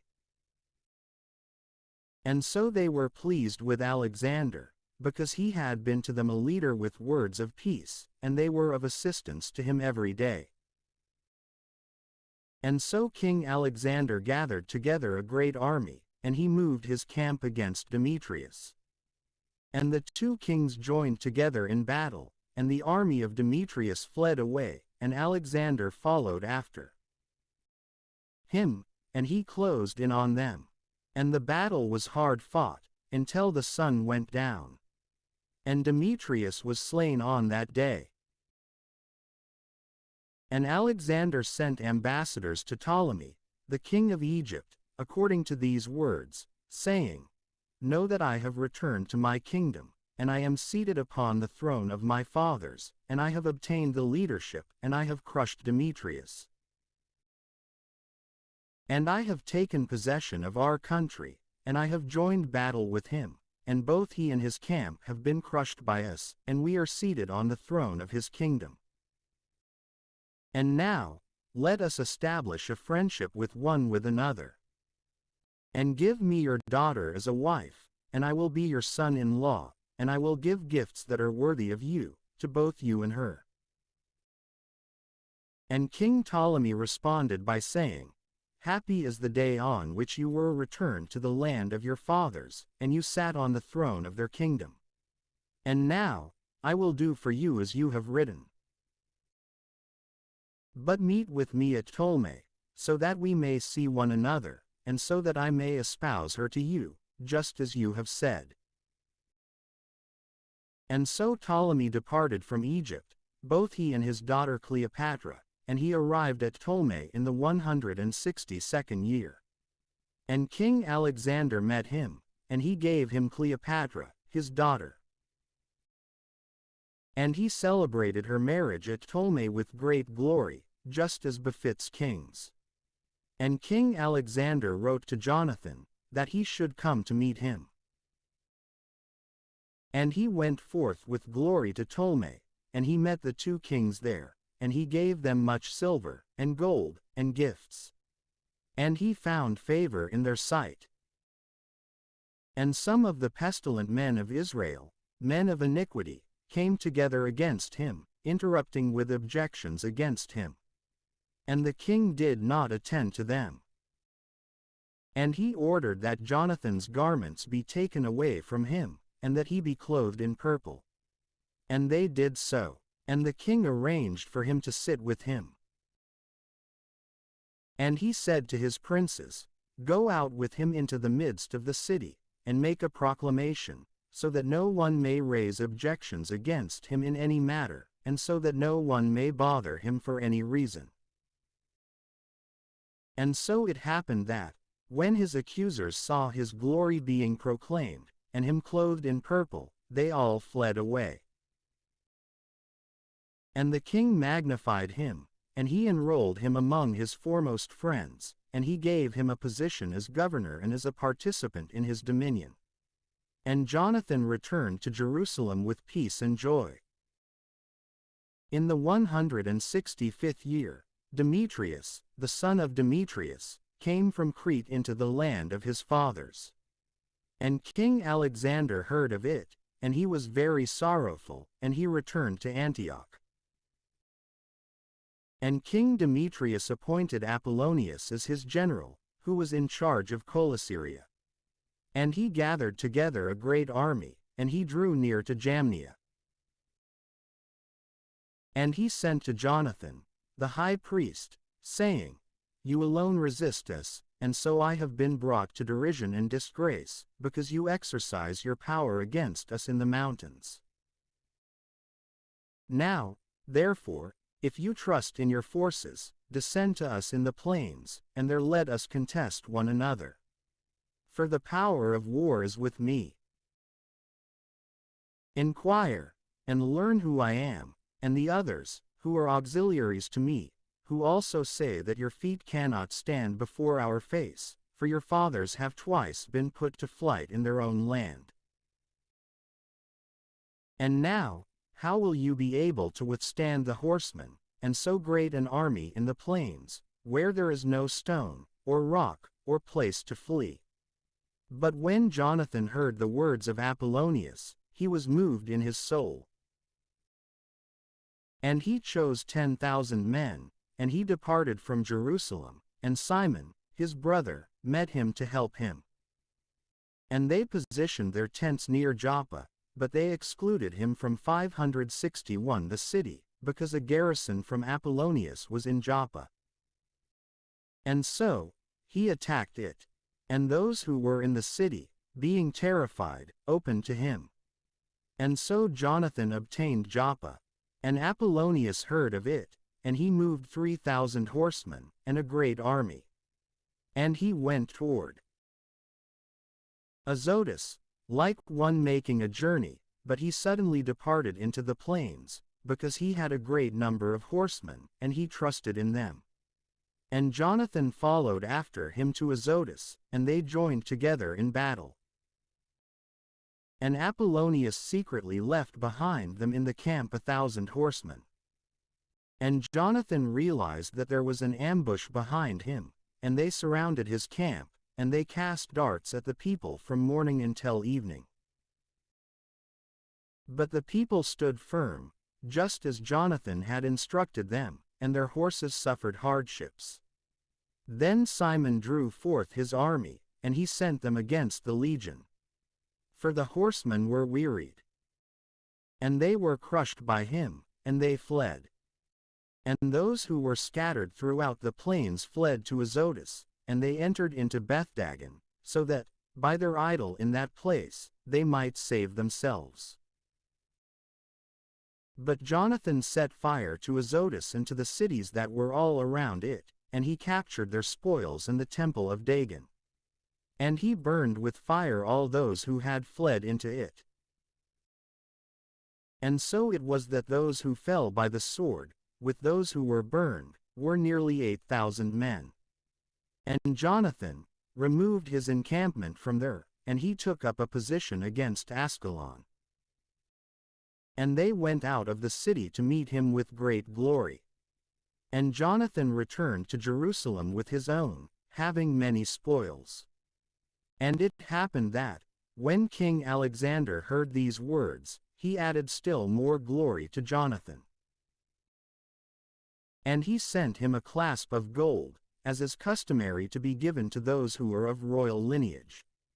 And he gave him Ekron, and all its borders, as a possession. And the king of Egypt gathered together an army, like the sand that is along the shore of the sea, and many ships. And he sought to obtain the kingdom of Alexander by deceit, and to add it to his own kingdom. And he departed into Syria with words of peace, and they opened the cities to him, and they were meeting with him. For King Alexander had commanded them to go out to meet him, because he was his father-in-law. But when Ptolemy entered a city, he placed garrisons of soldiers in each of the cities.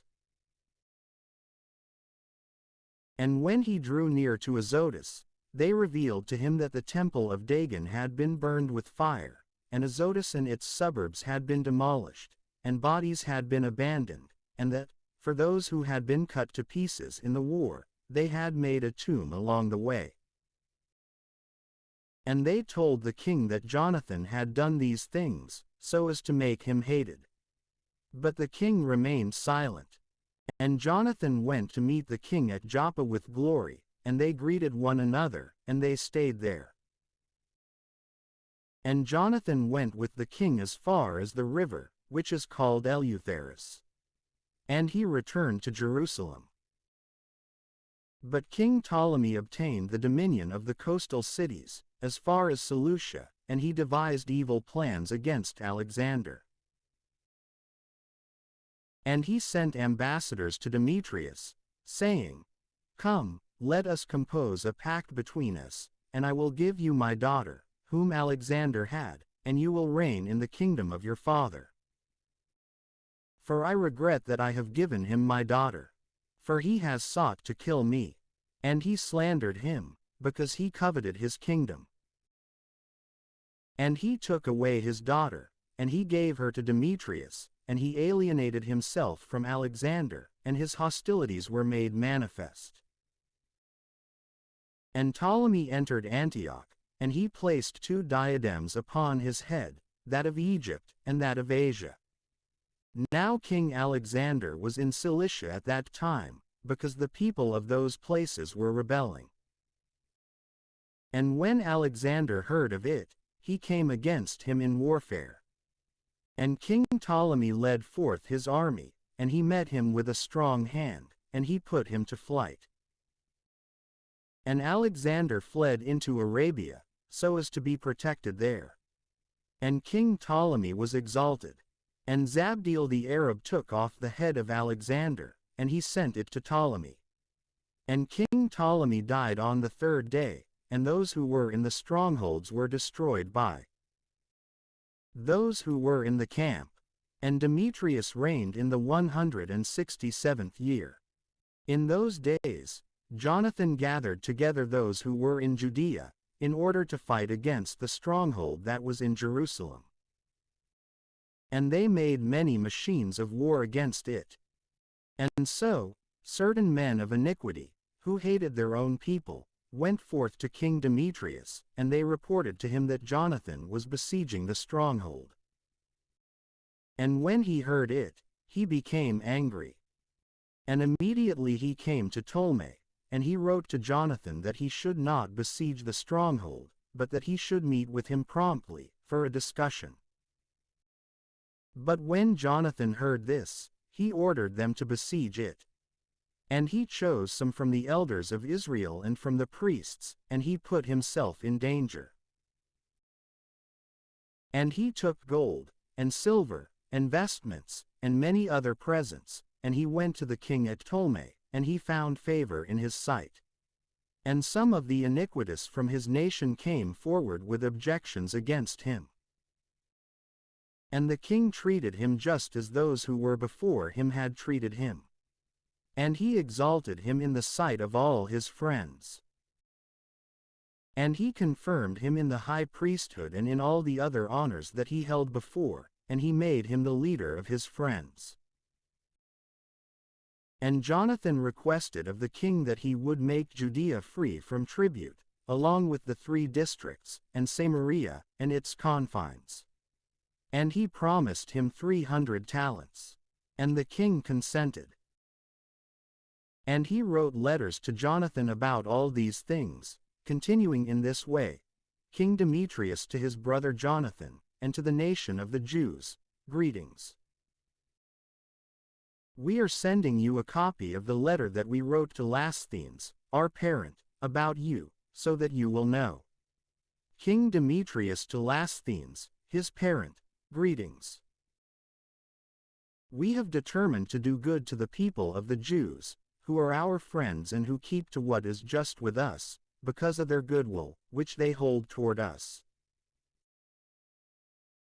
Therefore, we have assigned to them all the parts of Judea, and the 3 cities, Lydda and Ramatha, which were added to Judea from Samaria, and all their confines, to be set apart for all those sacrificing in Jerusalem.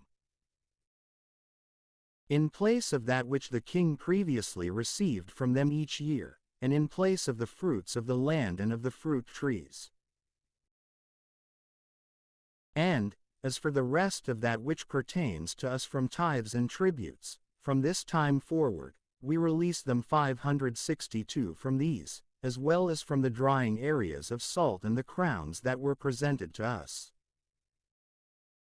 All these, we concede to them, and nothing of these shall be revoked, from this time forward and for all time. Now, therefore, take care to make a copy of these things, and let it be given to Jonathan and set upon the holy mountain, in an honorable place. And King Demetrius, seeing that the land was quieted in his sight and that nothing resisted him, sent all his forces away, each one to his own place, except the foreign army, which he had drawn together from the islands of the nations.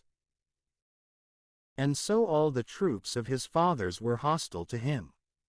But there was a certain one, Trypho, who was previously on Alexander's side. And he saw that all the army murmured against Demetrius, and so he went to Amachu the Arab, who raised Antiochus, the son of Alexander. And he persuaded him to deliver him to him, so that he would reign in his father's place. And he reported to him what Demetrius had done, and that his army was hostile to him. And he remained there for many days.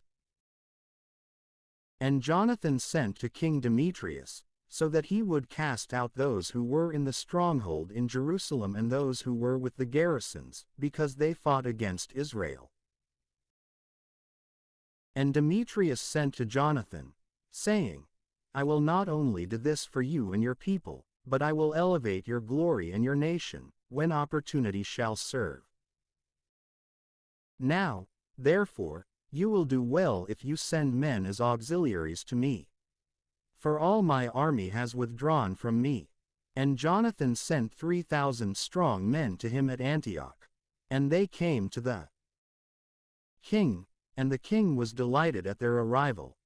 And those who were of the city gathered together, 120,000 men, and they wanted to execute the king. And the king fled into the royal court. And those who were of the city occupied the passageways of the city, and they began to fight. And the king called the Jews to his assistance. And they came together before him at the same time, and then they all dispersed themselves throughout the city. And they killed, in that day, 100,000 men, and they set fire to the city, and they seized many spoils in that day, and they freed the king. And those who were of the city saw that the Jews had taken the city, just as they wanted, and they were weakened in their resolve, and they cried out to the king with supplication, saying, Grant us a pledge, and let the Jews cease from assailing us in the city. And they threw down their arms, and they made peace. And the Jews were glorified in the sight of the king and in the sight of all who were in his realm. And they became renowned in the kingdom, and they returned to Jerusalem, holding many spoils. And so King Demetrius sat on the throne of his kingdom, and the land was quieted in his sight.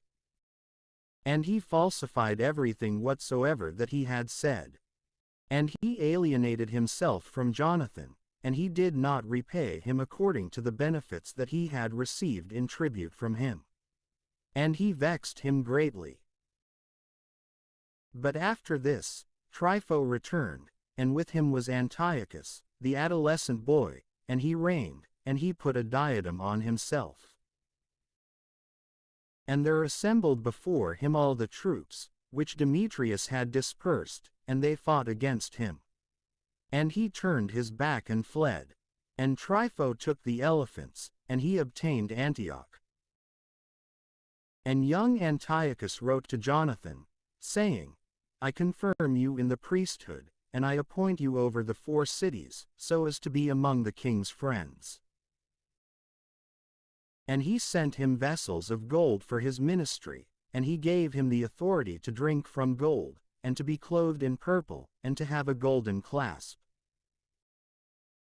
And he appointed his brother Simon as governor, from the borders of Tyre, all the way to the borders of Egypt. Then Jonathan went out, and he passed through the cities across the river.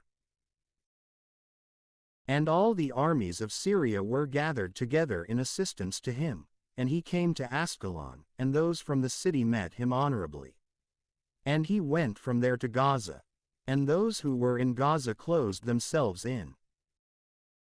And so he besieged it, and he burned all that was around the city, and he plundered it.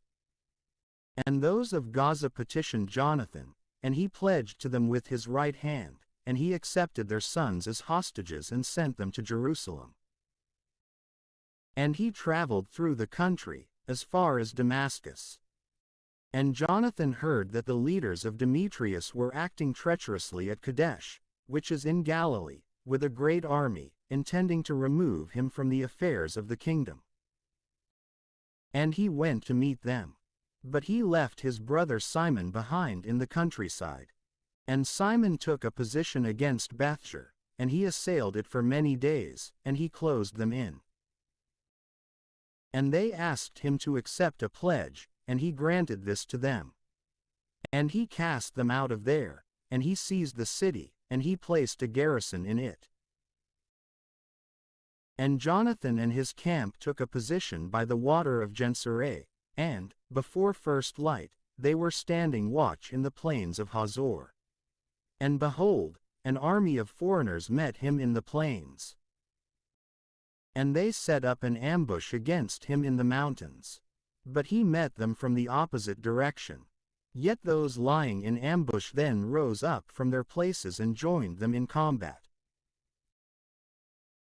And all those who were from Jonathan's side fled, and not one of them was left, except Mattathias, the son of Absalom, and Judas, the son of Chalphi, the leader of military training.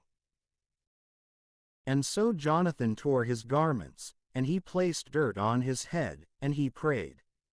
And Jonathan turned back toward them in battle, and he put them to flight, and they fought.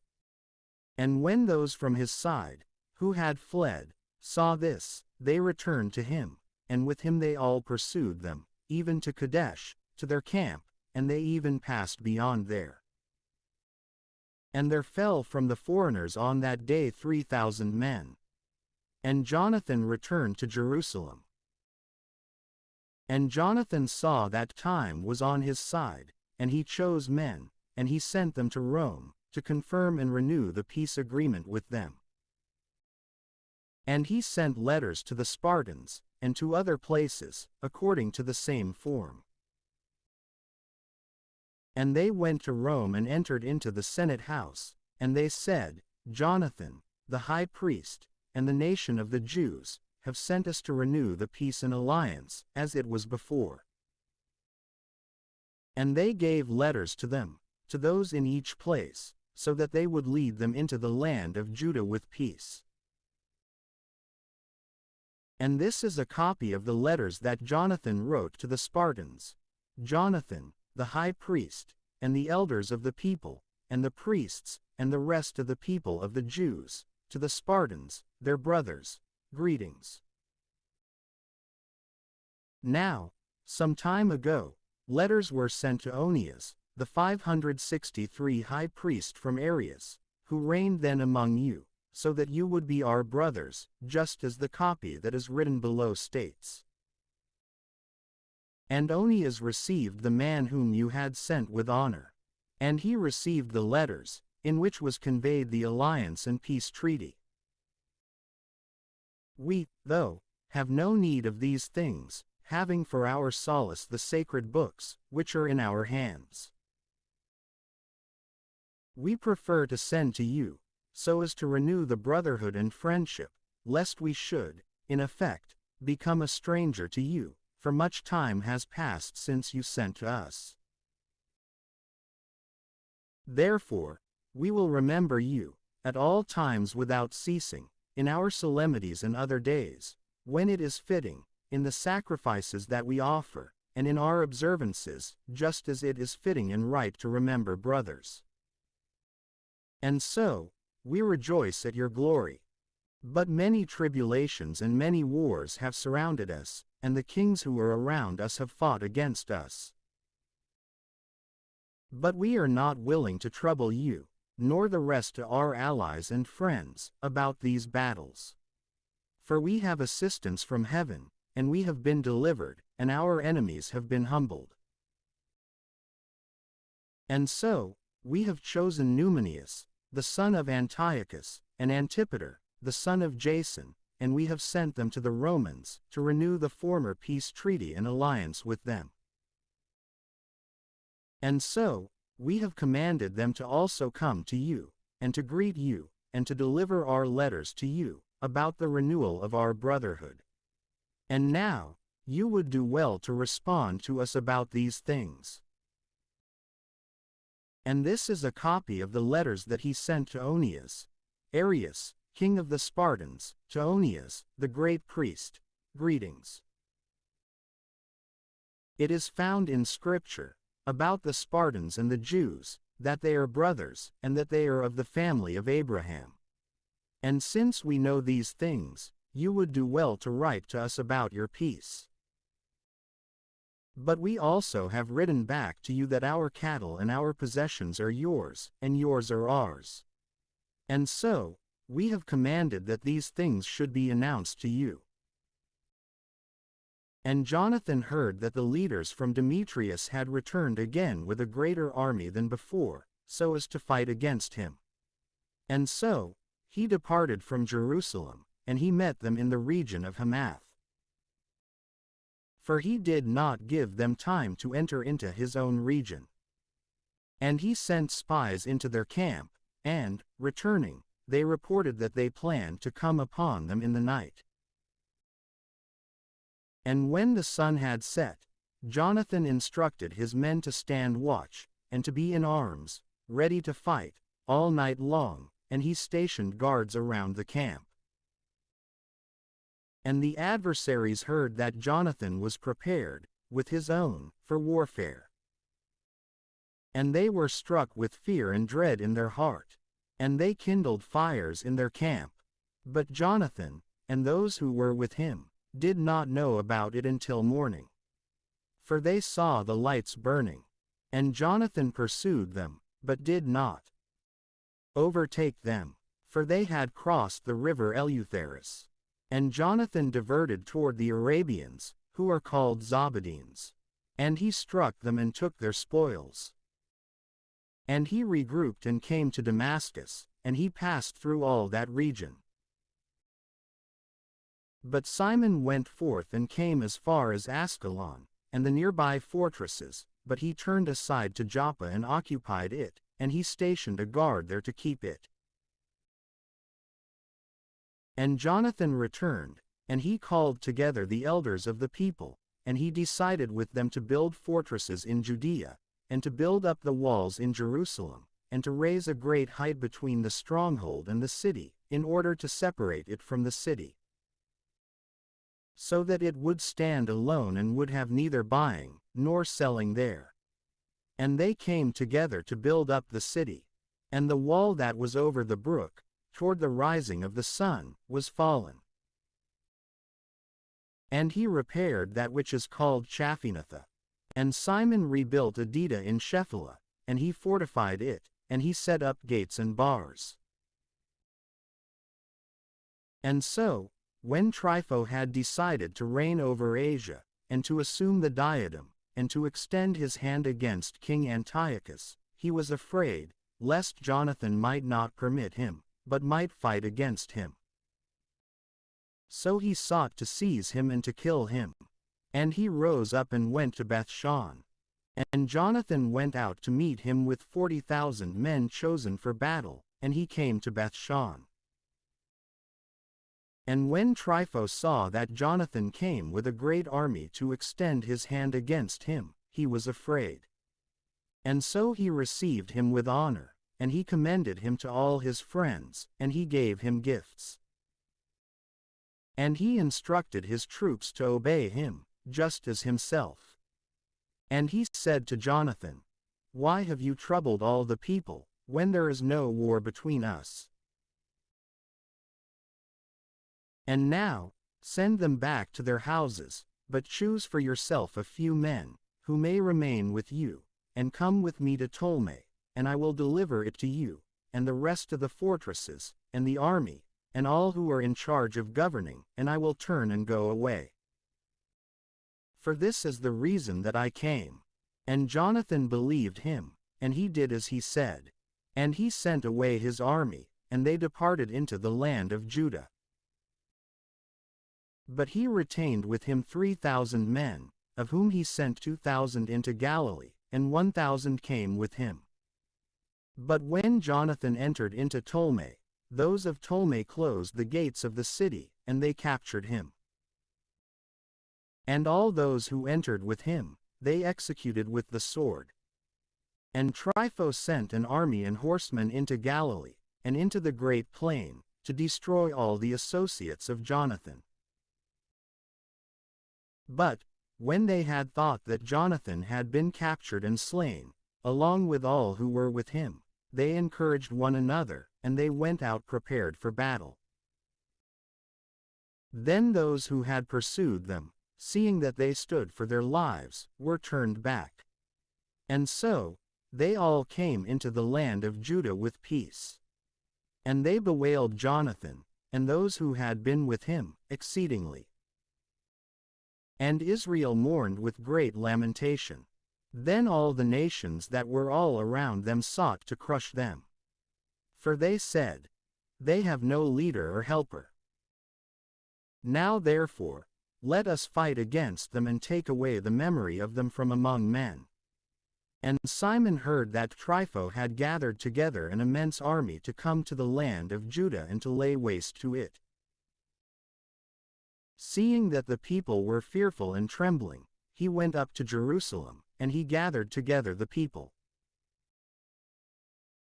And exhorting them, he said, "You know what great battles I, and my brothers, and the house of my father, have fought for the laws and for the holy places, and the anguish that we have seen.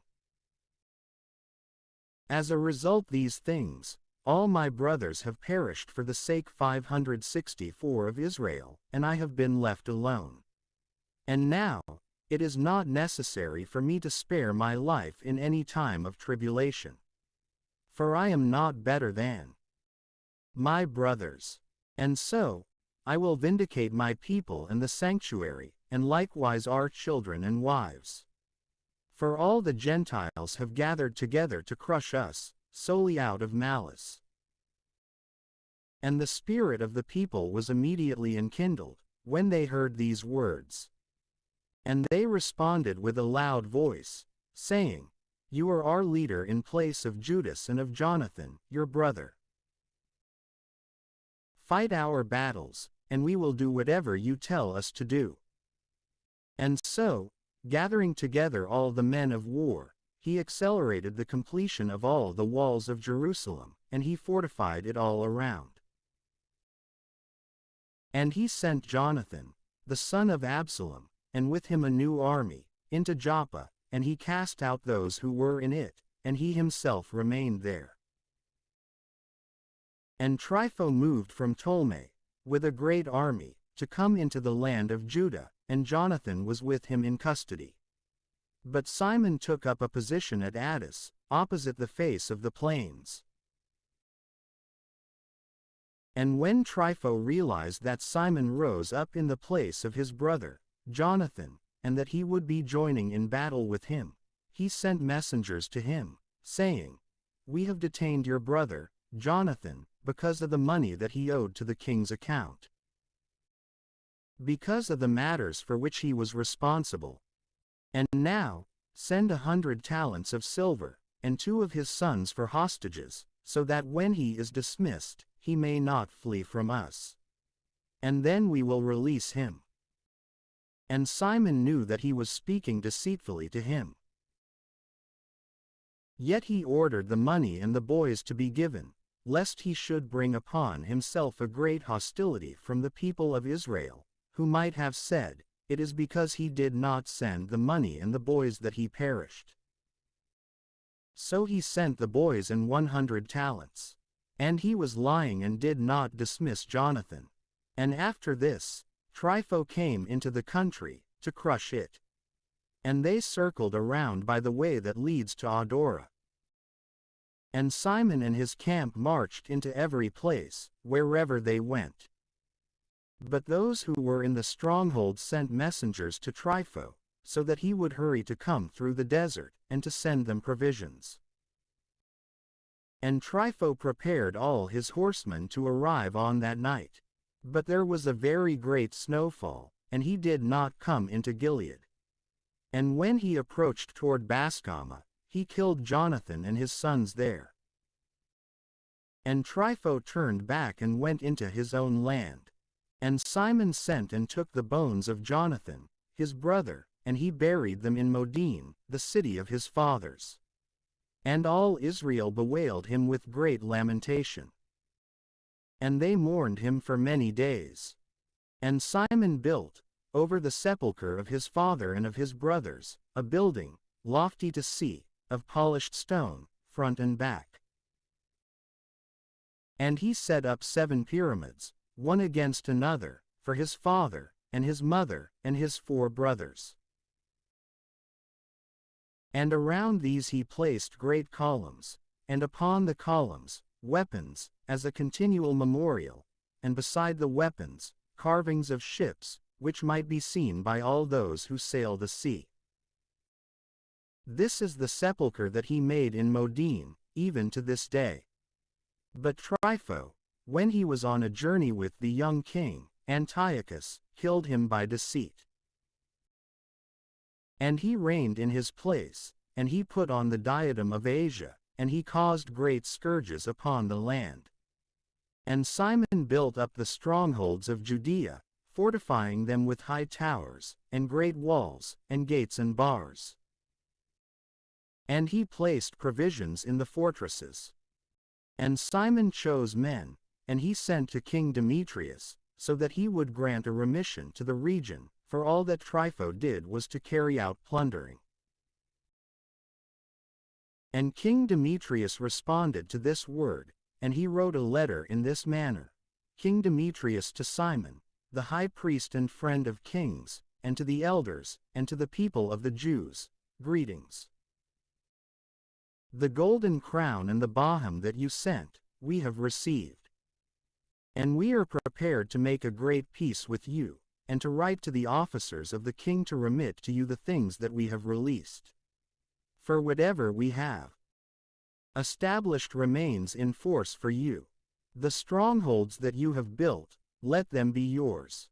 Likewise, any oversight or fault, even to this day, we forgive it, along with the crown that you owed. And if anything else was taxed in Jerusalem, now let it not be taxed. And if any of you is fit to be enrolled among our own, let them be enrolled. And let there be peace between us. In the 170th year, the yoke of the Gentiles was taken away from Israel.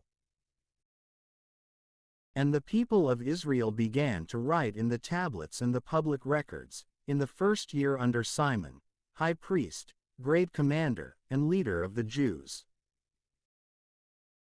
In those days, Simon took up a position at Gaza, and he encamped around it, and he made machines of war, and he applied them to the city, and he struck one tower and captured it. And those who were within the machine broke forth into the city. And a great commotion occurred in the city. And those who were in the city ascended upon the wall, with their wives and children, having torn their tunics. And they cried out with a loud voice, asking Simon to grant them a pledge. And they said, Do not repay us according to our malice, but according to your mercy. And weeping, Simon did not destroy them. Yet he cast them out of the city, and he cleansed the buildings, in which there had been idols. And then he entered into it with hymns, blessing the Lord. And, having cast out of it all uncleanness, he placed in it men who would observe the law. And he fortified it and made it his dwelling place. But those who were in the stronghold of Jerusalem were prohibited from going out and entering the region, and from buying and selling. And they were very hungry, and many of them perished through famine. And they cried out to Simon, that they might receive a pledge, and he granted it to them. And he cast them out of there, and he cleansed the stronghold from contaminations. And they entered into it on the 23rd day of the second month, in the 171st year, with thanksgiving, and palm branches, and lyres, and cymbals, and psalteries, and hymns, and canticles, because a great enemy had been crushed out of Israel. And he established that these days should be kept every year with rejoicing. And he fortified the mountain of the temple, which was near the stronghold, and he lived there himself, along with those who were with him. And Simon saw that John, his son, was a valiant man in battle. And so he appointed him as commander of all the forces. And he lived in Gazara. In the 172nd year, King Demetrius gathered together his army, and 565 he went into Media to obtain auxiliaries to fight against Trypho.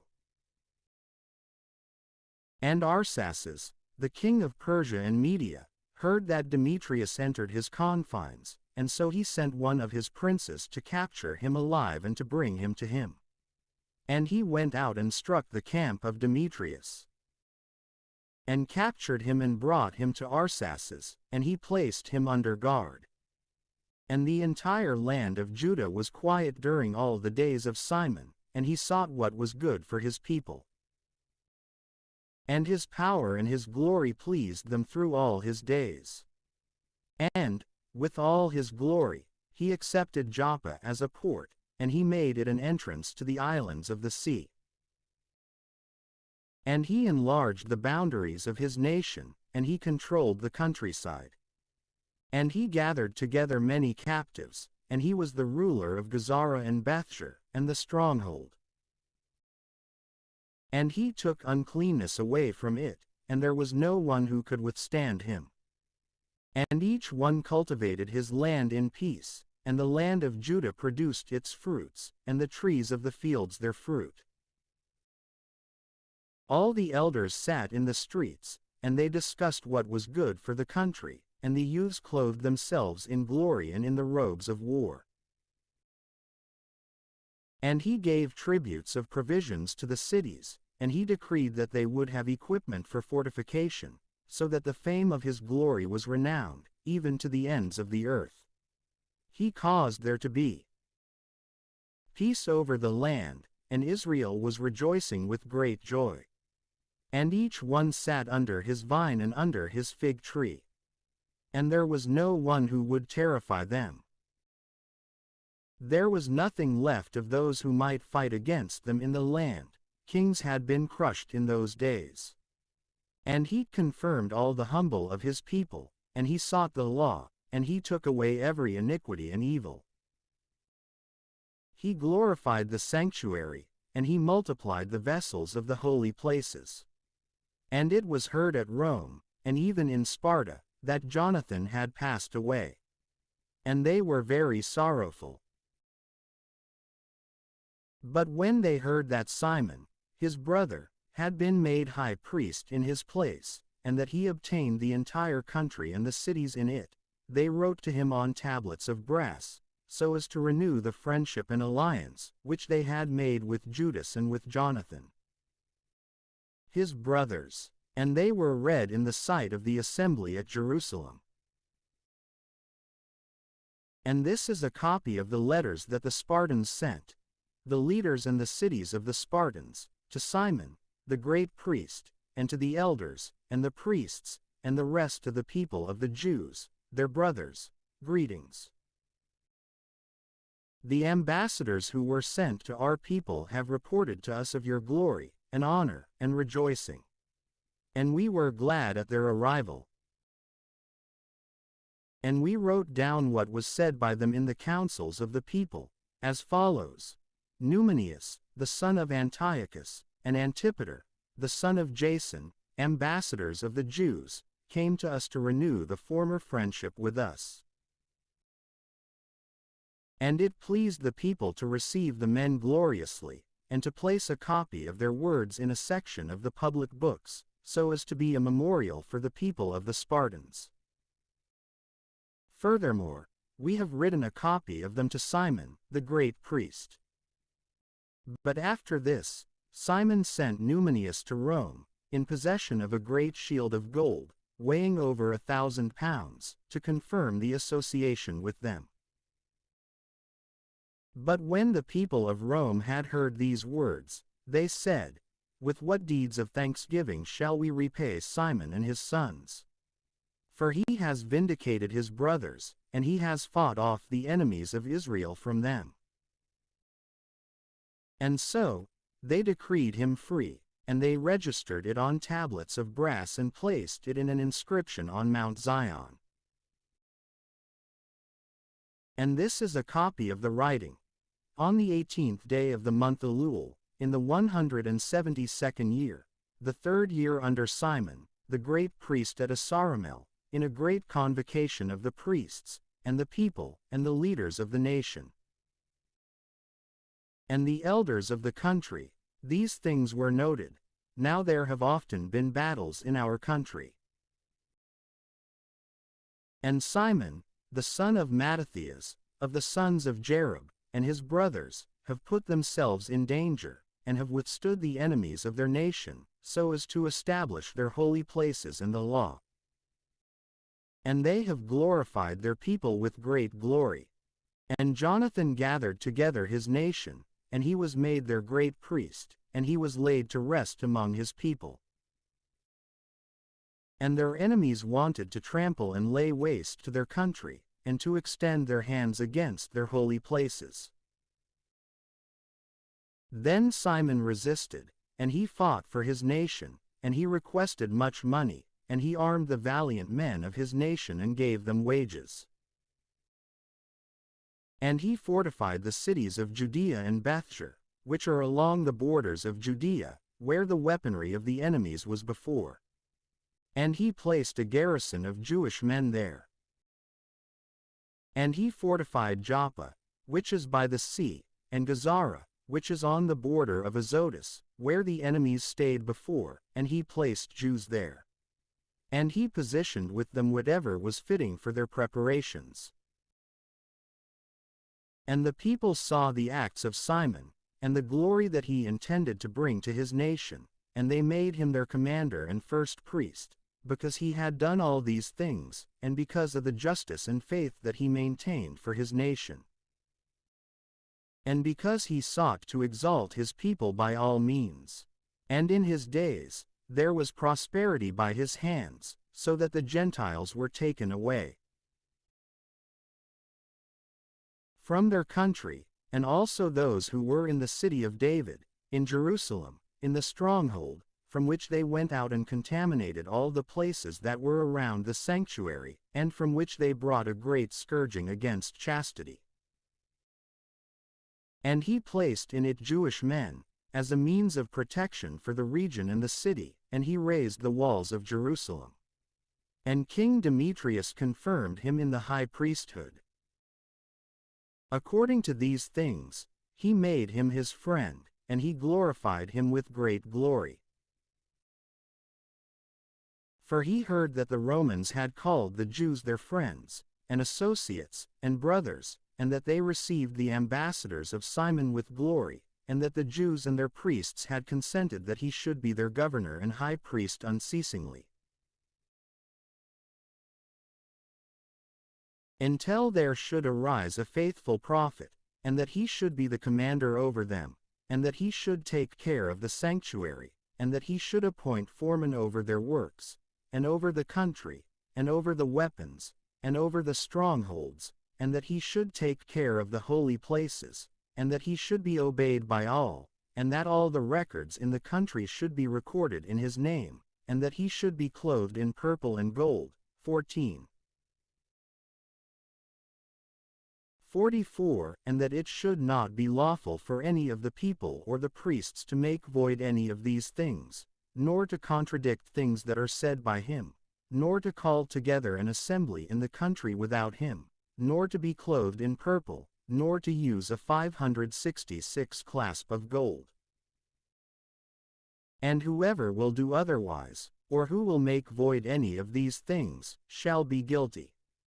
And it pleased all the people to appoint Simon, and to act according to these words. And Simon accepted it, and he was pleased to perform the office of the high priesthood, and to be the commander and leader of the people of the Jews, and of the priests, and to be foremost over them all. And they asked that this writing be placed on tablets of brass, and be placed within the precinct of the sanctuary in a celebrated place, and that a copy of these be placed in the treasury, so that Simon and his sons may have it. And King Antiochus, the son of Demetrius, sent letters from the islands of the sea to Simon, the priest and leader of the nation of the Jews, and to all the people. And these continued in this way: King Antiochus to Simon, the great priest, and to the people of the Jews, greetings. Since certain pestilent persons have obtained the kingdom of our fathers, it is my will, then, to vindicate the kingdom and to restore it, just as it was before.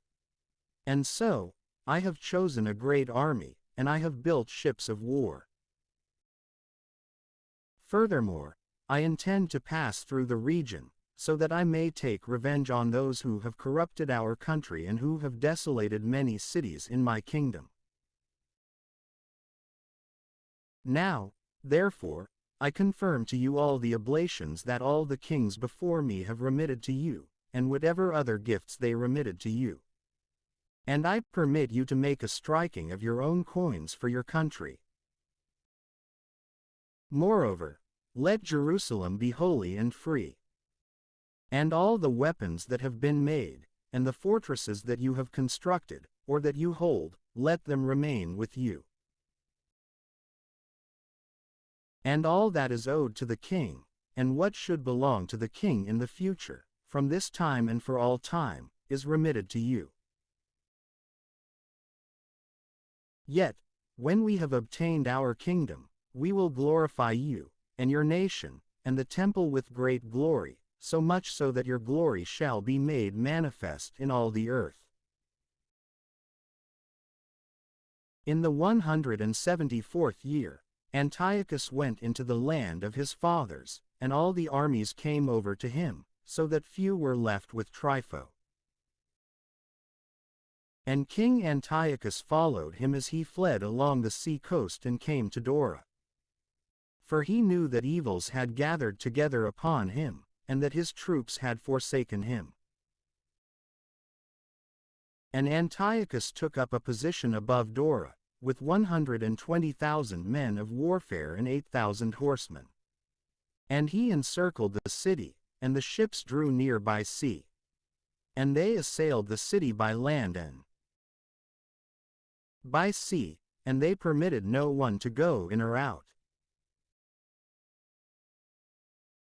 But Numenius, and those who had been with him, came from the city of Rome, having letters written to the kings in the regions, in which was contained these things: Lucius, consul of the Romans, to King Ptolemy, greetings. The ambassadors of the Jews, our friends, came to us, to renew the former friendship and alliance, having been sent from Simon, the leader of the priests and the people of the Jews. And they also brought a shield of gold of over 1,000 pounds. And so, it was pleasing to us to write to the kings in the regions, that they should do no harm to them, nor fight against them, and their cities, and their regions, and that they should bear no assistance to those fighting against them.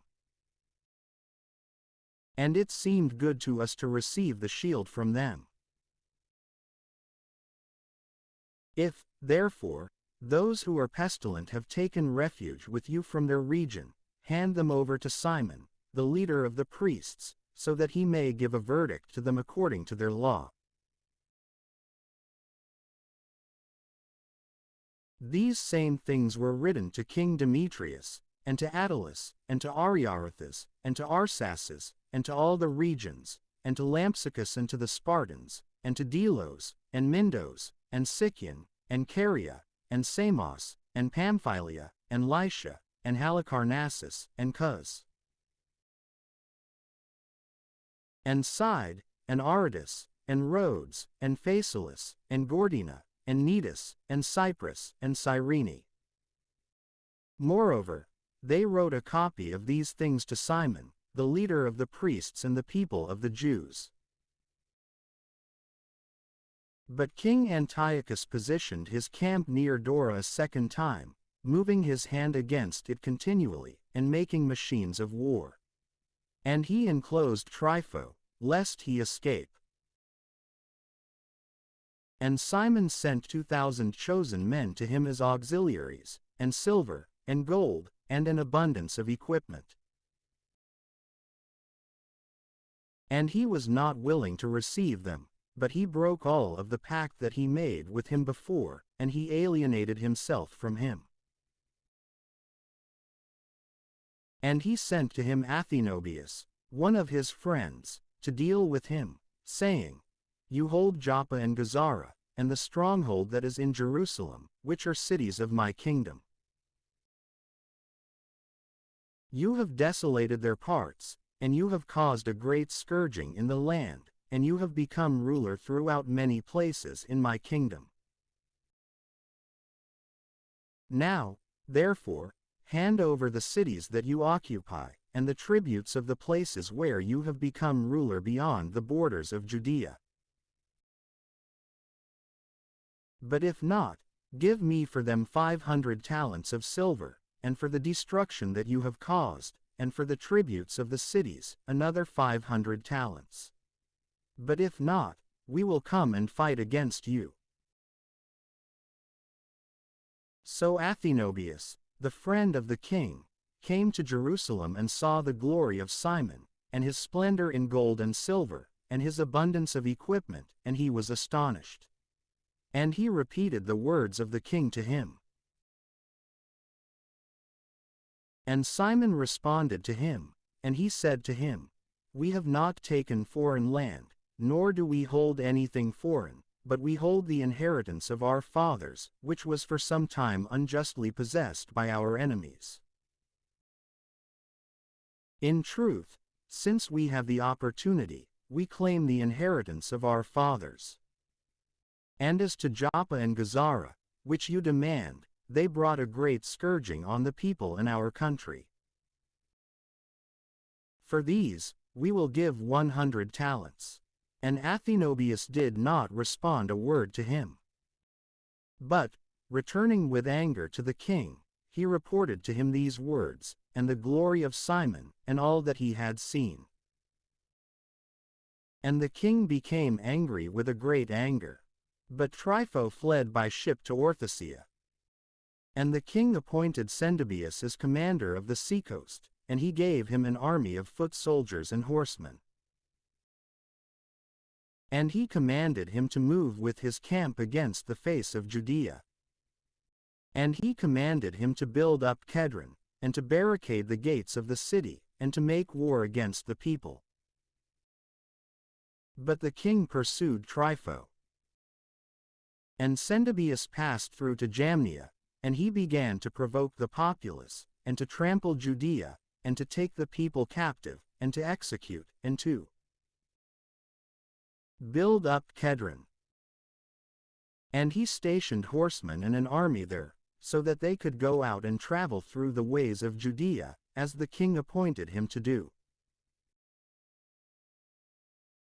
567 And so, John came up from Gazara, and he reported to Simon, his father, what Sendibius had done against their people. And Simon called his 2 eldest sons, Judas and John, and he said to them, I and my brothers, and my father's house, have fought against the enemies of Israel from our youth, even to this day.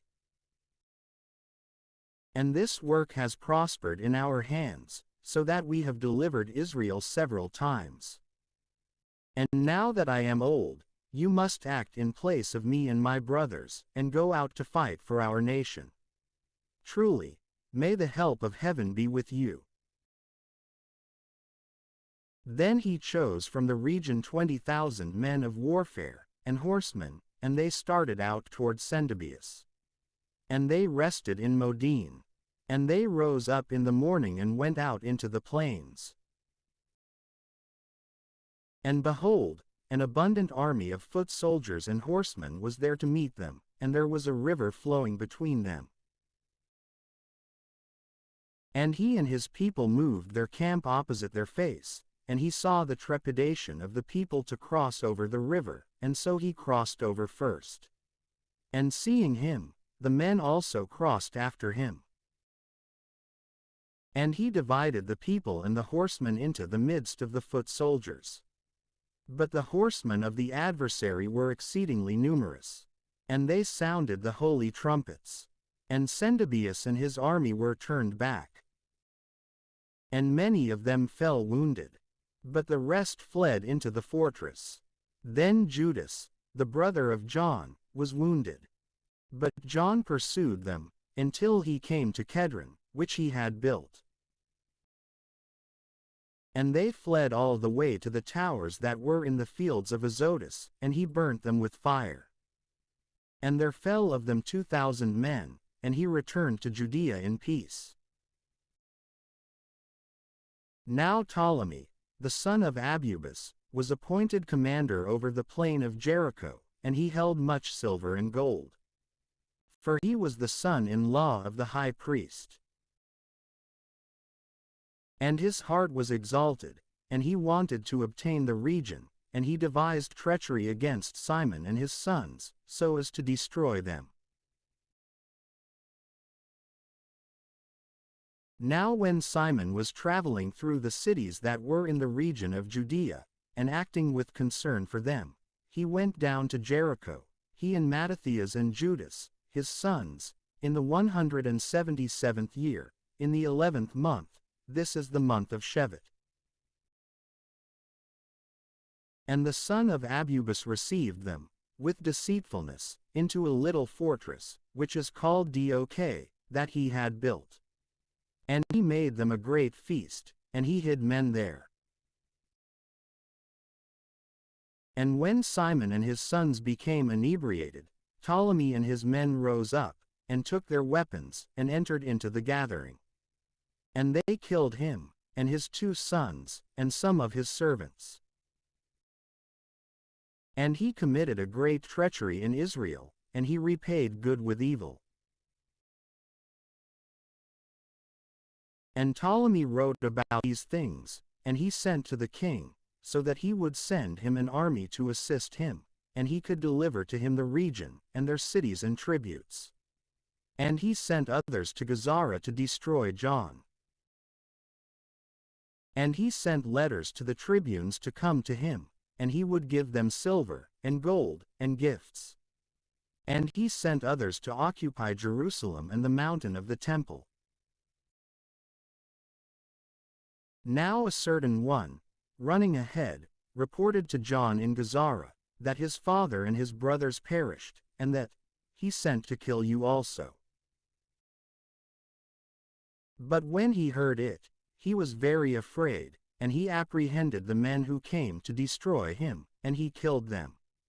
For he knew that they sought to destroy him.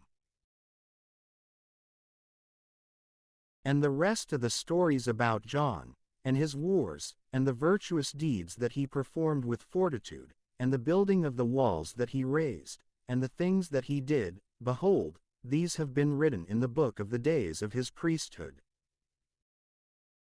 From the time that he became high priest, after his father.